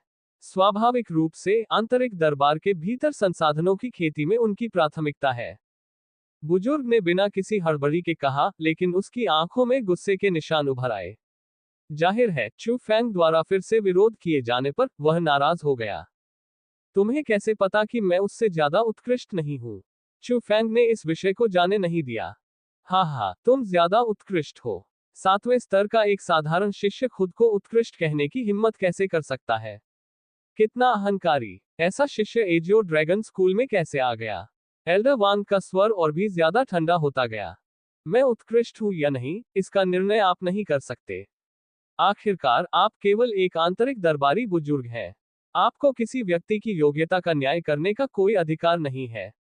चू फैंग ने देखा कि बुजुर्ग का जियान फेगई से संबंध था, इसलिए उसका रवैया भी अधिक असभ्य हो गया। पब फ्यूचर द्वारा विज्ञापन। कितना घमंडी लड़का है। तुमने मुझसे इस तरह बात करने की हिम्मत की। एल्डर वांग ने दांत पीसते हुए कहा। एक बुजुर्ग होने के नाते आप अन्यायपूर्ण तरीके से व्यवहार करते हैं। आप मेरे सम्मान के योग्य कैसे हैं? चू फैंग ने तिरस्कार पूर्वक अपने होठों को सिकोड़ लिया। बेशर्म, अगर मैं आज तुम्हें सबक नहीं सिखाता, तो तुम सचमुच सोचोगे कि दुनिया के सारे कानून तुम पर लागू नहीं होते। आखिरकार बुजुर्ग चू फैंग की दलीलों को बर्दाश्त नहीं कर सका। उसने अपनी बड़ी आस्तीन लहराए और एक मजबूत हथेली चू फैंग की ओर बढ़ाई। मूल क्षेत्र का तीसरा स्तर। उस पल चू फैंग चौंकने से खुद को नहीं रोक सका। उसने कभी नहीं सोचा होगा कि बुजुर्ग के पास तीसरे स्तर की साधना होगी। अगर यह मूल क्षेत्र का पहला स्तर होता, तो चू फैंग अभी भी इसका सामना कर सकता था। लेकिन अगर ये तीसरा स्तर होता, तो चू फैंग को ज्यादा किस्मत नहीं मिलती। टकराना। लेकिन जैसे ही चू फैंग को लगा कि अब मुसीबत आने वाली है, एल्डर वांग ने आश्चर्य से चिल्लाकर कुछ कदम पीछे हट गए। ऐसा लगा जैसे उन्हें बहुत बड़ा झटका लगा हो, और जब उन्होंने अपने कदम स्थिर किए, तो उनका चेहरा असामान्य रूप से पीला पड़ गया। एल्डर वांग, शिष्यों पर इस तरह हमला करना उचित नहीं लगता। उसी समय लोगों ने देखा कि चू फैंग के बगल में एक सफेद बालों वाला बुजुर्ग दिखाई दिया। चू फैंग ने भी उस व्यक्ति को पहचान लिया। ये वही व्यक्ति था जिसने उसके लिए पंजीकरण कराया था, मार्शल स्किल बिल्डिंग का एक बुजुर्ग, एल्डर ओयांग। लेकिन उसने ये भी नहीं सोचा होगा कि बुजुर्ग की ताकत इतनी मजबूत होगी। ये तो बताने की जरूरत नहीं कि वह उसके बगल में बिल्कुल चुपचाप पहुंचा था, उसे अभी तक वार का एहसास भी नहीं हुआ था। लेकिन वह जानता था कि बुजुर्ग की आभा बहुत मोटी थी। ये बुजुर्ग वांग से कहीं ऊपर थी। महामहिम प्रबंधक, हम आपको अपना सम्मान देते हैं। एल्डर ओयान को देखकर एल्डर वांग और मध्यम आयु वर्ग के एल्डर के हाव भाव काफी बदल गए और वे तुरंत सम्मानपूर्ण हो गए। मैनेजर, वह मार्शल स्किल बिल्डिंग का मैनेजर है। चू फैंग को अचानक समझ आ गया और उसने अपने बगल में बैठे बूढ़े आदमी की तरफ थोड़ा आश्चर्य से देखा। ये लड़का बड़े ओयान को कैसे जानता है? उस पल जियान फेगई, जो पहले से ही मंच पर था, उसने भी भौहें सिकोड़ ली। अपने परिवार से उसके एल्डर वांग से कुछ संबंध थे, इसी कारण वह मंच पर कदम रख सका। लेकिन उसने कभी नहीं सोचा होगा कि चू फैंग मार्शल स्किल बिल्डिंग के मैनेजर को जानता होगा। ऐसा लग रहा था कि दोनों के बीच संबंध काफी अच्छे थे, वरना ओयांग व्यक्तिगत रूप से चू फैंग के लिए क्यों सामने आती। उस पल जियान फेगई को लगा कि स्थिति अच्छी दिशा की ओर नहीं बढ़ रही है। मैं अभी जो हुआ उसके बारे में ज्यादा नहीं बताऊंगा। हालांकि मेरे मार्शल स्किल बिल्डिंग में पहले आओ पहले पाओ का नियम है। चू फैंग, तुम ऊपर जाओ। संत आत्मा घास का भुगतान करने की कोई जरूरत नहीं है। ओयांग ने कोई शब्द बर्बाद नहीं किया और उसने अपना हाथ हिलाकर चू फैंग को ऊपर जाने का संकेत दिया। धन्यवाद बड़े साहब। चू फैंग ने कृतज्ञतापूर्वक ओयांग को प्रणाम किया और भीड़ की निगाहों के नीचे वह ऊंचे मंच पर चला गया। लेकिन जब वह जियान फेगई के पास पहुंचा तो चू फैंग खुद को रोक नहीं सका। उसने मुस्कुराते हुए कहा, ऐसा लगता है कि भीतरी प्रांगण में आपका समर्थक औसत दर्जे का ही है। इसके अलावा मैं न केवल आपके भाई पर हमला करने की हिम्मत करता हूं, मैं आप पर भी हमला करने की हिम्मत करूंगा। बेहतर होगा कि आप मुझे फिर से मिलने न दें, अन्यथा आपको इसके परिणाम भुगतने होंगे। पब फ्यूचर द्वारा विज्ञापन संपर्क टॉस साइट में दान करें मेनू दिखाओ। उपन्यास ऑनलाइन पूरा पढ़े। उपन्यास बिन उपन्यास मार्शल भगवान असुर अध्याय 68 एक स्थायी भय का विस्फोट। गुणा प्रिय पाठकों, अधिक अध्यायों के अनुवाद में हमारी टीम की सहायता के लिए यहां दान करें। URL मार्शल भगवान असुर एक स्थायी भय का विस्फोट। पब फ्यूचर द्वारा विज्ञापन MGA अध्याय 68 एक स्थायी भय का विस्फोट। क्या तुम्हारे पास कहने को कुछ नहीं है? ठीक है, बेहतर होगा कि तुम मेरे लिए चुप हो जाओ, वरना मुझे डर है कि अगली बार जब हम मिलेंगे तो मैं गलती से तुम्हें मार डालूंगा। हाँ हाँ। जियान फेगाई को देखते हुए, जिसका चेहरा पीला पड़ गया था और जो भयंकर रूप से घूर रहा था, फिर भी पादने की भी हिम्मत नहीं कर रहा था, चू फैंग हंसा, शांत से मंच पर चला गया और गहरे हरे रंग के घर में प्रवेश किया। जियान फेगई के लिए वह अपनी दोनों मुट्ठियां भींच रहा था और आवाजें निकाल रहा था। उसके दिल में ऐसी ज्वालाएं थी मानो वे किसी भी क्षण फूट जाएंगी। तलवार गठबंधन के गठबंधन मास्टर के रूप में वह आंतरिक अदालत में सबसे अधिक ध्यान आकर्षित करने वाले शिष्यों में से एक था। उसे पहले कभी इस तरह से उकसाया गया था, यहां तक कि विंग्स एलायंस के गठबंधन मास्टर ने भी उसके साथ ऐसा व्यवहार नहीं किया। लेकिन उसकी नजर में वह सिर्फ इतना ही सहन कर सकता था कि उसे और गुस्सा आ जाए। उसने इस मार्शल स्किल बिल्डिंग में हमला करने की हिम्मत नहीं की और उसने ओयांग के सामने हमला करने की हिम्मत नहीं की। आखिरकार कोर शिष्य भी ओयांग का सम्मान करते थे, उसके बारे में तो कुछ भी नहीं कहना। वह आदमी कौन है? उसने जियान फेगई से इस तरह बात करने की हिम्मत की। क्या वह जीना नहीं चाहता? उस दृश्य को देखकर कुछ लोग चू फैंग के लिए चिंतित हो गए। मैं उसे पहचानता हूं, वह चू फैंग है। कुछ दिन पहले उसने अकेले ही लियू एलायंस का सफाया कर दिया। वह वही व्यक्ति है जिसने लियू मांग की कमर को नष्ट कर दिया था। मैं तुम्हें ये बता दूं, कभी भी उसे नाराज मत करना। जियान फेगई की तुलना में चू फैंग कहीं ज्यादा खतरनाक और कहीं ज्यादा डरावना है। उसे किसी चीज से डर नहीं लगता और जब वह हमला करता है तो वह बेहद निर्दयी होता है। वह बिल्कुल शैतान जैसा है। लेकिन कुछ लोगों ने चू फैंग को पहचान लिया, खास तौर पर वे लोग जिन्होंने चू फैंग को लियू एलायंस को नष्ट करते हुए व्यक्तिगत रूप से देखा था। जब उन्होंने उस दिन के दृश्य के बारे में सोचा तो वे कांप उठे, भले ही वह ठंड नहीं थी। उनके दिलों की गहराई में चू फैंग के डर की छाया पहले से ही अंकित थी। हालांकि दूसरों की तुलना में सबसे जटिल अभिव्यक्ति वाले लोग चू यू और चू जू थे। चू परिवार के हिस्से के रूप में वे चू फैंग के अतीत को गहराई से समझते थे। वे स्पष्ट थे कि चू परिवार द्वारा हमेशा तंग किया जाने वाला लड़का हर चू परिवार की युवा पीढ़ी का आदर्श बन गया था।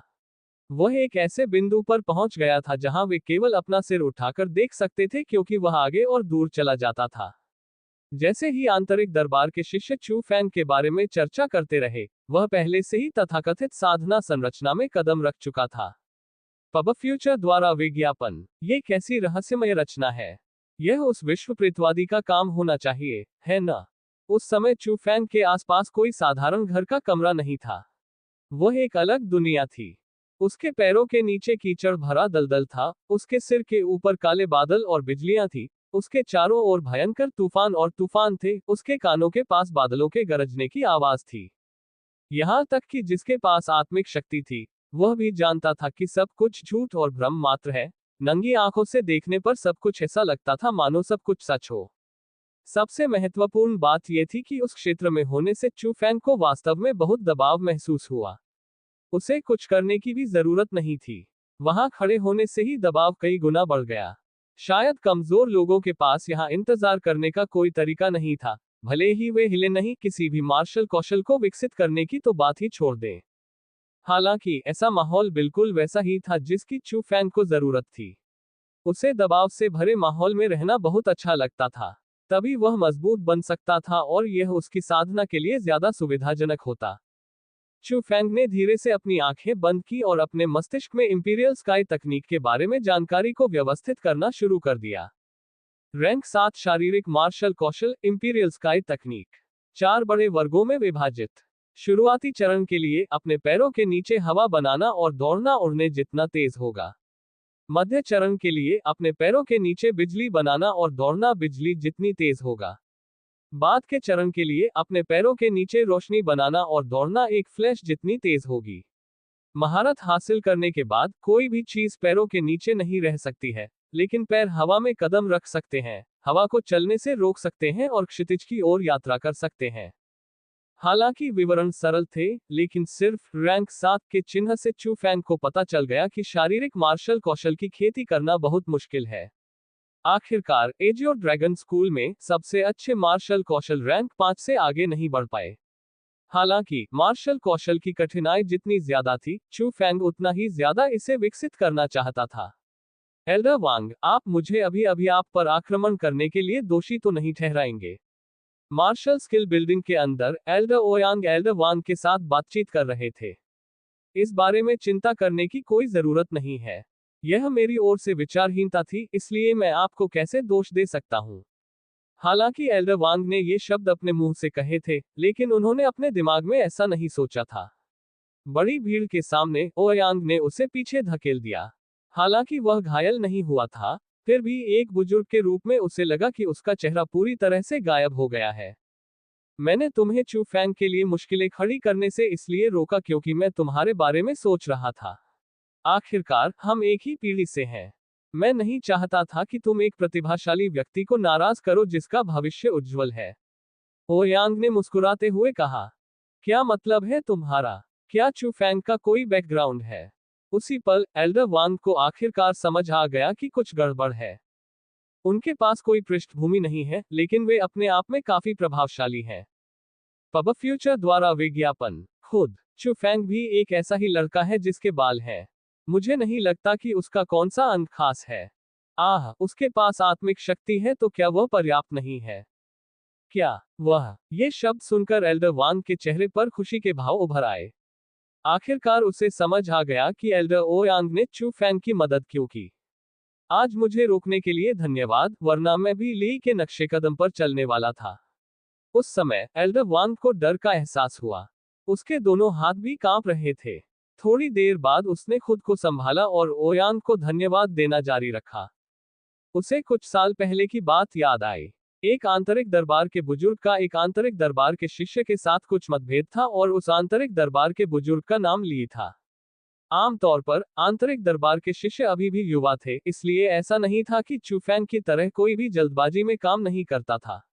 इसलिए उनके और बड़ों के बीच अभी भी काफी संघर्ष थे। लेकिन आखिरकार शिष्य तो शिष्य ही होते हैं। अगर वे किसी बड़े को नाराज करते हैं तो ज्यादातर समय उन्हें इसका सामना करना ही पड़ता है। उस शिष्य को बड़े ली की बहुत मार पड़ी और उस समय सभी को लगा कि शिष्य मर चुका है। आखिरकार वह अभी भी युवा था और यह कुछ भी अच्छा नहीं था जब उसने एक बड़े को नाराज किया जो भीतरी प्रांगण में उच्च शक्ति रखता था। लेकिन जब तक शिष्य ने अल्प समय में ही मुख्य शिष्य बनकर सभी को आश्चर्यचकित नहीं कर दिया, तब तक लोगों को पता नहीं चला कि शिष्य एक दुर्लभ साधना प्रतिभा वाला व्यक्ति था। जिस बात ने लोगों को और भी अधिक हैरान कर दिया, वह ये थी कि शिष्य के आंतरिक दरबार का शिष्य बनने के 1 वर्ष बाद जब ली अपने घर जा रहा था, तो किसी ने उसका सिर काट दिया और एजियो ड्रैगन स्कूल के मार्शल कौशल के तहत उसकी मृत्यु हो गई। हालांकि आज भी हत्यारा नहीं मिला, लेकिन वास्तव में कई लोग अनुमान लगा सकते थे कि वह हत्यारा कौन था। ये वह शिष्य था जिसका ली के साथ संघर्ष था। उसका नाम लेंग वुजुई था और वर्तमान में वह मुख्य शिष्यों में सबसे शक्तिशाली में से एक था, लेकिन आत्मा की शक्ति रखने वाला एकमात्र व्यक्ति था। हो, मैं तुमसे यह नहीं छिपाऊंगा। मेरे अवलोकन के अनुसार वर्तमान चू फैंग पहले के लेंग वुजुई से बहुत अधिक शक्तिशाली है। भविष्य में वह निश्चित रूप से बड़ी उपलब्धियां हासिल करेगा। लेकिन सबसे महत्वपूर्ण बात यह है कि वह काफी निर्दयी है। ओयांग ने मुस्कुराते हुए कहा। ये शब्द सुनने के बाद एल्डर वांग का चेहरा, जो अभी अभी बेहतर रंग में बदल गया था, फिर से पीला पड़ गया और उस पर खून का एक भी निशान नहीं था। वह उस समय कुछ नहीं बोल पाया और गहराई से सोचने लगा। ठीक है, अब सब कुछ बीत चुका है और मुझे यकीन है कि वह भविष्य में आपके लिए कोई परेशानी खड़ी नहीं करेगा। लेकिन मैं जियान फेगई के लिए ऐसा नहीं कह सकता। ओयांग हल्के से मुस्कुराया, खिड़की की ओर चला गया, नीचे की ओर कल्टीवेशन फॉर्मेशन को देखा और कहा, यह साधना संरचना व्यक्ति के मन और शरीर को प्रशिक्षित करने के लिए एक अच्छी चीज है। इसमें शारीरिक शक्ति और दृढ़ता के लिए अत्यंत कठोर आवश्यकताएं हैं और मुझे आश्चर्य है कि चू फैंग इसे कितने समय तक जारी रख सकता है। मैं जो जानता हूं, उसके अनुसार मुख्य शिष्यों से सबसे अच्छा परिणाम 6 घंटे का लगता है। चू फैंग की वर्तमान ताकत थोड़ी कमजोर है, इसलिए मेरा अनुमान है कि 1 घंटा उसकी सीमा होगी और वह भी काफी अच्छा होगा।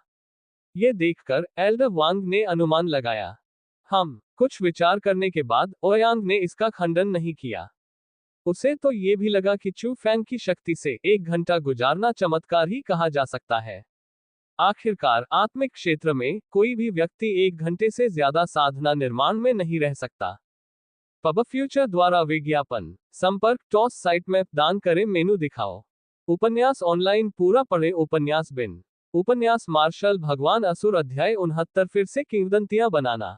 गुणा प्रिय पाठकों, अधिक अध्यायों के अनुवाद में हमारी टीम की सहायता के लिए यहां दान करें। URL मार्शल भगवान असुर फिर से किंवदंतियां बनाना। पब फ्यूचर द्वारा विज्ञापन MGA अध्याय 69 फिर से किंवदंतियां बनाना। एजियो ड्रैगन स्कूल कोर जोन वह क्षेत्र था जिसमें कोर एल्डर्स और कोर शिष्य रहते थे। वह स्थान आंतरिक दरबार के बुजुर्गों और शिष्यों के लिए निषिद्ध क्षेत्र था। लेकिन वहां एक निषिद्ध क्षेत्र भी था जहां मुख्य बुजुर्गों और मुख्य शिष्यों का प्रवेश भी वर्जित था। यह एक बड़ा महल था। हालांकि यह बहुत बड़ा था, लेकिन यह आलीशान नहीं था, बल्कि इसमें प्राचीनता और कुछ रहस्यमयता का एहसास था। वह स्थान एजियो ड्रैगन स्कूल के एकमात्र विश्व प्रेतात्मवादी अतिथि बुजुर्ग झूगे लियोन का रहने का स्थान था। मुख्य हॉल में झूगे लियोन एक पुराने पत्थर के स्टूल पर बैठा था। उसके पास अभी भी प्रतीकों से भरा सफेद लबादा था और यह अभी भी उसके पूरे शरीर को ढंके हुए था। केवल एक चीज बची थी, वह थी उसकी गहरी आंखों की जोड़ी। उसके सामने एक पुरुष जमीन पर आधा घुटने टेक कर बैठा था। यह एक मुख्य शिष्य था। उसकी उम्र 20 साल से कम थी, लेकिन उसके शरीर से शांति और अनुभव निकल रहा था जो उस उम्र से संबंधित नहीं था। वह व्यक्ति मुख्य शिष्यों में से एकमात्र व्यक्ति था जिसके पास आत्मा की शक्ति थी। लिंग वुजुई। वुजुई, तुम कितने सालों से मेरा पीछा कर रहे हो? झूगे के सफेद लबादे से गहरी आवाज आई। आज तक ठीक 3 साल हो गए हैं, लिंग वुजुई ने सम्मानपूर्वक उत्तर दिया। इतना समय बीत गया है कि किसी को भी पता नहीं चला। समय वाकई बहुत तेजी से बीतता है। तुमने इतने सालों में मेरी सेवा की है और तुम्हारा प्रदर्शन संतोषजनक रहा है। आज मैं तुम्हें आखिरी मिशन दूंगा। जब तक तुम इसे खूबसूरती से पूरा करोगे, मैं आधिकारिक तौर पर तुम्हें अपना शिष्य स्वीकार करूंगा और आत्मा निर्माण तकनीक तुम्हें सौंप दूंगा। गुरु, ये कौन सा मिशन है? भले ही मैं गर्म पानी से गुजरूं या आग पर चलूं, मैं इसे मना नहीं करूंगा। ये जानते हुए कि झूगे आधिकारिक तौर पर उसे अपना शिष्य स्वीकार करने जा रहा है, लिंग वुजुई अतुलनीय रूप से खुश था। मेरे लिए एक व्यक्ति ढूंढो, झूगे ने कहा। आप किस व्यक्ति को ढूंढना चाहते हैं? लिंग वुजुई ने पूछा। पब फ्यूचर द्वारा विज्ञापन। लगभग 15 साल का एक युवा व्यक्ति जो 3 थंडर स्टाइल्स में से तीसरी शैली का उपयोग कर सकता है। वह आपके जैसा ही है क्योंकि उसके पास भी आत्मा शक्ति है। उसने मुझे भी एक बार देखा है, लेकिन मुझे नहीं पता कि उसका नाम क्या है और नहीं मुझे पता है कि वह वास्तव में हमारे एजियो ड्रैगन स्कूल का शिष्य है या नहीं। एक युवा जिसके पास आत्मिक शक्ति है और जो 3 थंडर शैलियों में से तीसरी शैली का उपयोग भी कर सकता है। उस पल लिंग वेजुई का चेहरा थोड़ा बदल गया और वह ये कहने से खुद को रोक नहीं सका, इसमें कोई संदेह नहीं है कि मुख्य शिष्यों में ऐसा कोई नहीं है। इसलिए मैं चाहता हूं कि तुम जाओ और उसे खोजो। चाहे वह आंतरिक दरबार का शिष्य हो या एजियो ड्रैगन स्कूल का शिष्य न हो, उसे मेरे लिए खोजो। जब तक आप उसे ढूंढ लेते हैं, आप आधिकारिक तौर पर मेरे शिष्य बन सकते हैं। मुझे विश्वास है कि यह आपके लिए बहुत कठिन नहीं होगा। कब्र में यात्रा के दौरान मैंने 1000 पवन विद्यालय के प्रमुख के साथ कुछ वार किए और मुझे कुछ चोटें आईं। अब से मैं कुछ समय के लिए खुद को दरवाजों के पीछे बंद कर लूंगा। मुझे उम्मीद है कि जब मैं बाहर आऊंगा तो आप उस युवक को पहले ही पा चुके होंगे। मुझे अपनी तरफ से सबसे बढ़िया करना है। छुट्टी। जैसा आप चाहें। सम्मानपूर्वक उत्तर देने के बाद लिंग वुजुई महल से बाहर चला गया। लेकिन उस पल उसका चेहरा थोड़ा बदसूरत और थोड़ा ठंडा भी था। जूनियर लिंग, एल्डर झूगे को तुम्हारी क्या जरूरत थी? हाँ जूनियर लिंग, क्या ये कोई और मिशन है? महल के बाहर 2 मुख्य शिष्य चले आए। एक पुरुष था, एक महिला थी। पुरुष का नाम गाओ ले था और महिला का नाम लियू बिंग था। हालांकि वे लिंग वुजुई से बड़े थे और पहले आंतरिक प्रांगण में प्रवेश कर गए थे, वे लिंग वुजुई के 2 भरोसेमंद सहयोगी थे। आंतरिक प्रांगण में जाओ और देखो कि क्या कोई ऐसा युवक है जिसने 3 थंडर शैलियों में से तीसरी शैली की साधना की है। अगर तुम उसे पाओ तो उसे चुपके से खत्म कर दो। किसी को यह मत बताना कि वह तुम्हारे द्वारा मारा गया है। यहां तक कि झूगे लियून को भी नहीं पता चल सकता। लिंग वुजुई ने ठंडे स्वर में कहा। हम अभी ऐसा करेंगे। गाओ ले और लियू बिंग ने बिना किसी हिचकिचाहट के जवाब दिया। जवाब देने के बाद वे जल्दी से चले गए। लिंग वुजुई ने अपना सिर घुमाया और उस महल की ओर देखा जिसमें झूगे था। उसकी थोड़ी संकुचित आंखें एक ठंडी निगाह से देख रही थी। Ads by pub future. बूढ़े आदमी, मैंने पूरे 3 साल के लिए अपना जीवन तुम्हें बेच दिया है, फिर भी तुम किसी और व्यक्ति को अपना शिष्य बनाना चाहते हो। चूंकि तुम मेरे साथ इतना बेरहमी से पेश आ रहे हो, इसलिए मुझे अधर्मी होने का दोष मत दो। दूसरों को अपना शिष्य बनाने के बारे में सोचना भी मत। आंतरिक प्रांगण में किसी को भी पता नहीं था कि कोर जोन में क्या हुआ था। लेकिन मार्शल स्किल बिल्डिंग के बाहर इकट्ठा होने वाले लोगों की संख्या बढ़ती जा रही थी। वे सभी ऊंचे मंच के ऊपर गहरे हरे रंग के घर की ओर आकर्षित थे। खास तौर पर मार्शल स्किल बिल्डिंग के बुजुर्गों के चेहरे पर तनाव था और वे अपनी नजरें कल्टीवेशन फॉर्मेशन से हटा नहीं पा रहे थे।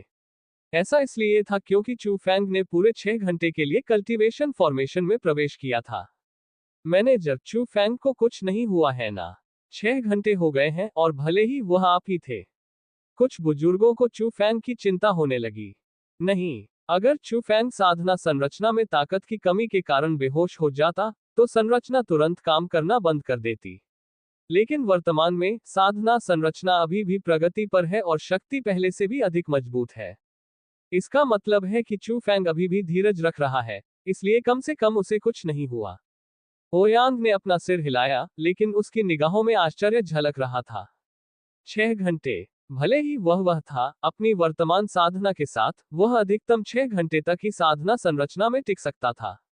आखिरकार, ये झूगे द्वारा स्थापित साधना संरचना थी जो स्कूल के प्रमुख से मुश्किल से ही कमजोर थी। हालांकि, चू फैंग ने 7वें स्तर की साधना के साथ 6 घंटे तक साधना संरचना में धीरज रखा। यह मुख्य शिष्यों की सीमाओं को पार कर गया और वह अभी भी इसके साथ बने हुए थे। इससे ओयांग को वास्तव में प्रशंसा महसूस हुई। साधना संरचना में 8 घंटे बिताने के बाद प्रशंसा आश्चर्य में बदल गई। जब चू फैंग ने अपनी इच्छा से साधना संरचना छोड़ी, तो सभी ने देखा कि चू फैंग बेहद शांत था। उसके चेहरे पर एक बेहद खुश मुस्कान भी थी और इससे लोगों को यह भी संदेह हुआ कि क्या वह वास्तव में 8 घंटे तक साधना संरचना में था। उन्हें संदेह था कि क्या वास्तव में साधना संरचना में किंवदंतियों की तरह असहनीय दबाव था। इस वजह से चू फैंग के बाहर आने के बाद कोई व्यक्ति दृढ़ता से साधना संरचना में चला गया और अंत तक जांच करना चाहता था। लेकिन उस व्यक्ति के प्रयास से लोगों को पता चल गया कि साधना संरचना बिल्कुल वैसी ही थी जैसी कि अफवाह थी। जो शिष्य अंदर गया था, वह चेतना खोने से पहले थोड़ी देर के लिए ही अंदर रहा और उसे मार्शल स्किल बिल्डिंग के एक बुजुर्ग ने बाहर निकाला। हे भगवान, इसका मतलब है कि चू फैंग वास्तव में 8 घंटे तक साधना संरचना में रहा और उस पर कोई प्रभाव नहीं पड़ा। ये बहुत डरावना है। क्या वह अभी भी इंसान है? ऐसा लगता है कि भीतरी प्रांगण में कोई राक्षस प्रकट हुआ है। उस शिष्य को देखकर जिसके मुंह से सफेद झाग निकल रहा था और जिसकी आंखों की सफेदी दिख रही थी, जब उसे बुजुर्ग ले जा रहे थे, सभी लोग आश्चर्य में चिल्लाने लगे। बेशक वे उस शिष्य के लिए नहीं चिल्ला रहे थे, वे चू फैंग के लिए चिल्ला रहे थे जो पहले ही वहां से निकल गया था। उसके बाद बिना किसी संदेह के चू फैंग ने आंतरिक प्रांगण में एक और किंवदंती बनाई। लेकिन चू फैंग को ऐसी चीजों से कोई फर्क नहीं पड़ता था। वह इसलिए खुश था क्योंकि उसने इंपीरियल स्काई तकनीक के शुरुआती चरण में महारत हासिल कर ली थी। हालांकि यह केवल शुरुआती चरण था, लेकिन हवा जैसी गति ने चू फैंग को संतुष्ट कर दिया। कम से कम इंपीरियल स्काई तकनीक के साथ, अगर वह मूल क्षेत्र के विशेषज्ञों के खिलाफ नहीं जीत सकता था तो वह कम से कम सुरक्षित रूप से बच सकता था। यह उसकी जान बचाने के लिए भागने का तुरुप का पत्ता था। समय बीतता गया और पलक झपकते ही कोर डिसिप्लिन परीक्षा का दिन आ गया। परीक्षा से एक रात पहले कुछ दिनों से गायब सू मेई उसके दरवाजे पर आई। पब फ्यूचर द्वारा विज्ञापन मेनू दिखाओ। उपन्यास ऑनलाइन पूरा पढ़े। उपन्यास बिन। उपन्यास मार्शल भगवान असुर अध्याय 70 ईर्ष्या। गुणा प्रिय पाठकों, अधिक अध्यायों के अनुवाद में हमारी टीम की सहायता के लिए यहां दान करें। URL मार्शल भगवान असुर ईर्ष्या पब फ्यूचर द्वारा विज्ञापन। MGA अध्याय 70 ईर्ष्या। आसमान पर गोल चांद लटका हुआ था। जमीन पर एक नर और एक मादा थे। अंधेरी और शांत रात में पत्थर के रास्ते पर चू फैंग और सू मेई कंधे से कंधा मिलाकर चल रहे थे। चमकदार चांदनी का लाभ उठाते हुए चू फैंग कभी कभी चुपके से सू मेई को देखता था जो उसके बगल में थी। वह खुद को रोक नहीं पाया और चुपके से आहें भरने लगा। वह लड़की काफी सुंदर थी। उसकी लंबी और पतली भौहें, पानी जैसी आंखें, लंबी और खूबसूरत नाक, गुलाबी और मुलायम होंठ, छाती के सामने उभरे हुए उभार का बेहतरीन कब और साथ ही उसकी बर्फ जैसी गोरी त्वचा। ये वाकई लोगों के दिलों की धड़कनें बढ़ा देता था। अगर यह भी कहा जाए कि वह एक उतरी हुई परी थी, तो ये सही होगा। चू फैंग जब देखने में मग्न था, तो वह इसे बर्दाश्त नहीं कर सका और उसने अपनी बाहें खोल दी। उसने अपना गंदा हाथ सू मेई की ओर बढ़ाया। तो एक दर्दनाक चीख फिर से गूंजी। आह, लानत है लड़की, क्या ये सिर्फ गले लगाना नहीं है? इतनी जोर से काटने की जरूरत नहीं है। चू फैंग ने अपने हाथ पर छोटे छोटे दांतों के निशानों की 2 पंक्तियों को देखा और दर्द से मुंह बनाया। सौभाग्य से उसकी त्वचा मोटी और खुरदरी थी और उसकी तुलना स्टील की कंडरा और लोहे की हड्डियों से की जा सकती थी। वरना सू मेई के काटने से वास्तव में उसके मांस का एक बड़ा हिस्सा कट जाता।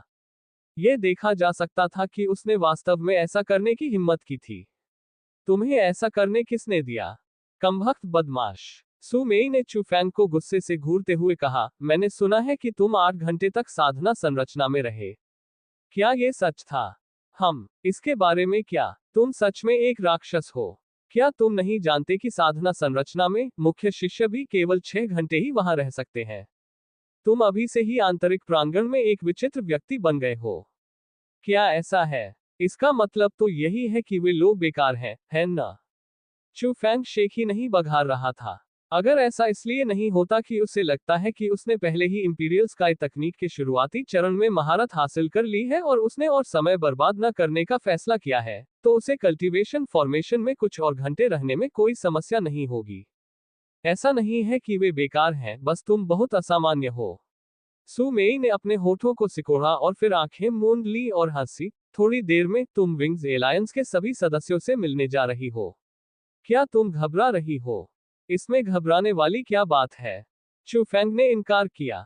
पब फ्यूचर द्वारा विज्ञापन। उसने शुरू में सोचा था कि सू मेई के पास उसके लिए कुछ अच्छी चीजें हैं क्योंकि वह इतनी देर से उसके लिए आई थी, लेकिन उसे नहीं पता था कि यह विंग्स एलायंस के सदस्यों की बैठक के लिए था। जहां तक कारण का सवाल है, तो स्वाभाविक रूप से ये कल की कोर्स शिष्य परीक्षा के लिए था। चू फैंग को मिलाकर विंग्स एलायंस में केवल 33 सदस्य थे, लेकिन इस साल की कोर डिसिप्लिन परीक्षा में कम से कम 12 लोग शामिल हुए। उन 12 लोगों को विंग्स एलायंस में सबसे मजबूत कहा जा सकता है। इसका मतलब था कि इन कोर्ट में विंग्स एलायंस में कुछ बदलाव होने वाले थे। उन्हें न केवल एक नया एलायंस मास्टर चुनना था, बल्कि उन्हें परीक्षा की योजना भी बनानी थी। इस कोर शिष्य परीक्षा के लिए न केवल विंग्स एलायंस ने लंबे समय तक इंतजार किया, बल्कि स्वॉर्ड एलायंस और वर्ल्ड एलायंस ने भी लंबे समय तक इंतजार किया। यह परीक्षा उतनी सरल नहीं थी जितनी सतह पर लग रही थी। यह संभवतः शीर्ष आंतरिक न्यायालय शिष्यों के बीच एक लड़ाई होगी। मुझे पहले से ही पता है कि आप अमानवीय हैं और उनकी वजह से आप घबराएंगे नहीं। सु मेई ने प्यार से मुस्कुराए और उसकी आंखों में कुछ प्रशंसा प्रकट हुई।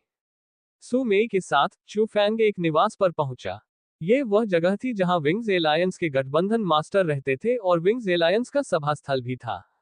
उसकी आंखों के सामने विंग्स एलायंस के सभी सदस्य पहले से ही निवास में थे। जैसे ही वह घर में दाखिल हुआ, चू फैंग ने महसूस किया कि अनगिनत नजरें उस पर केंद्रित थीं और उसके शरीर के चारों ओर देख रही थीं।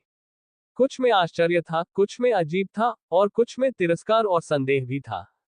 लेकिन चू फैंग ने सबसे पहले उन लोगों की मजबूत आभा को महसूस किया। विंग्स एलायंस वास्तव में प्रतिभाशाली लोगों का गठबंधन कहलाने के योग्य था।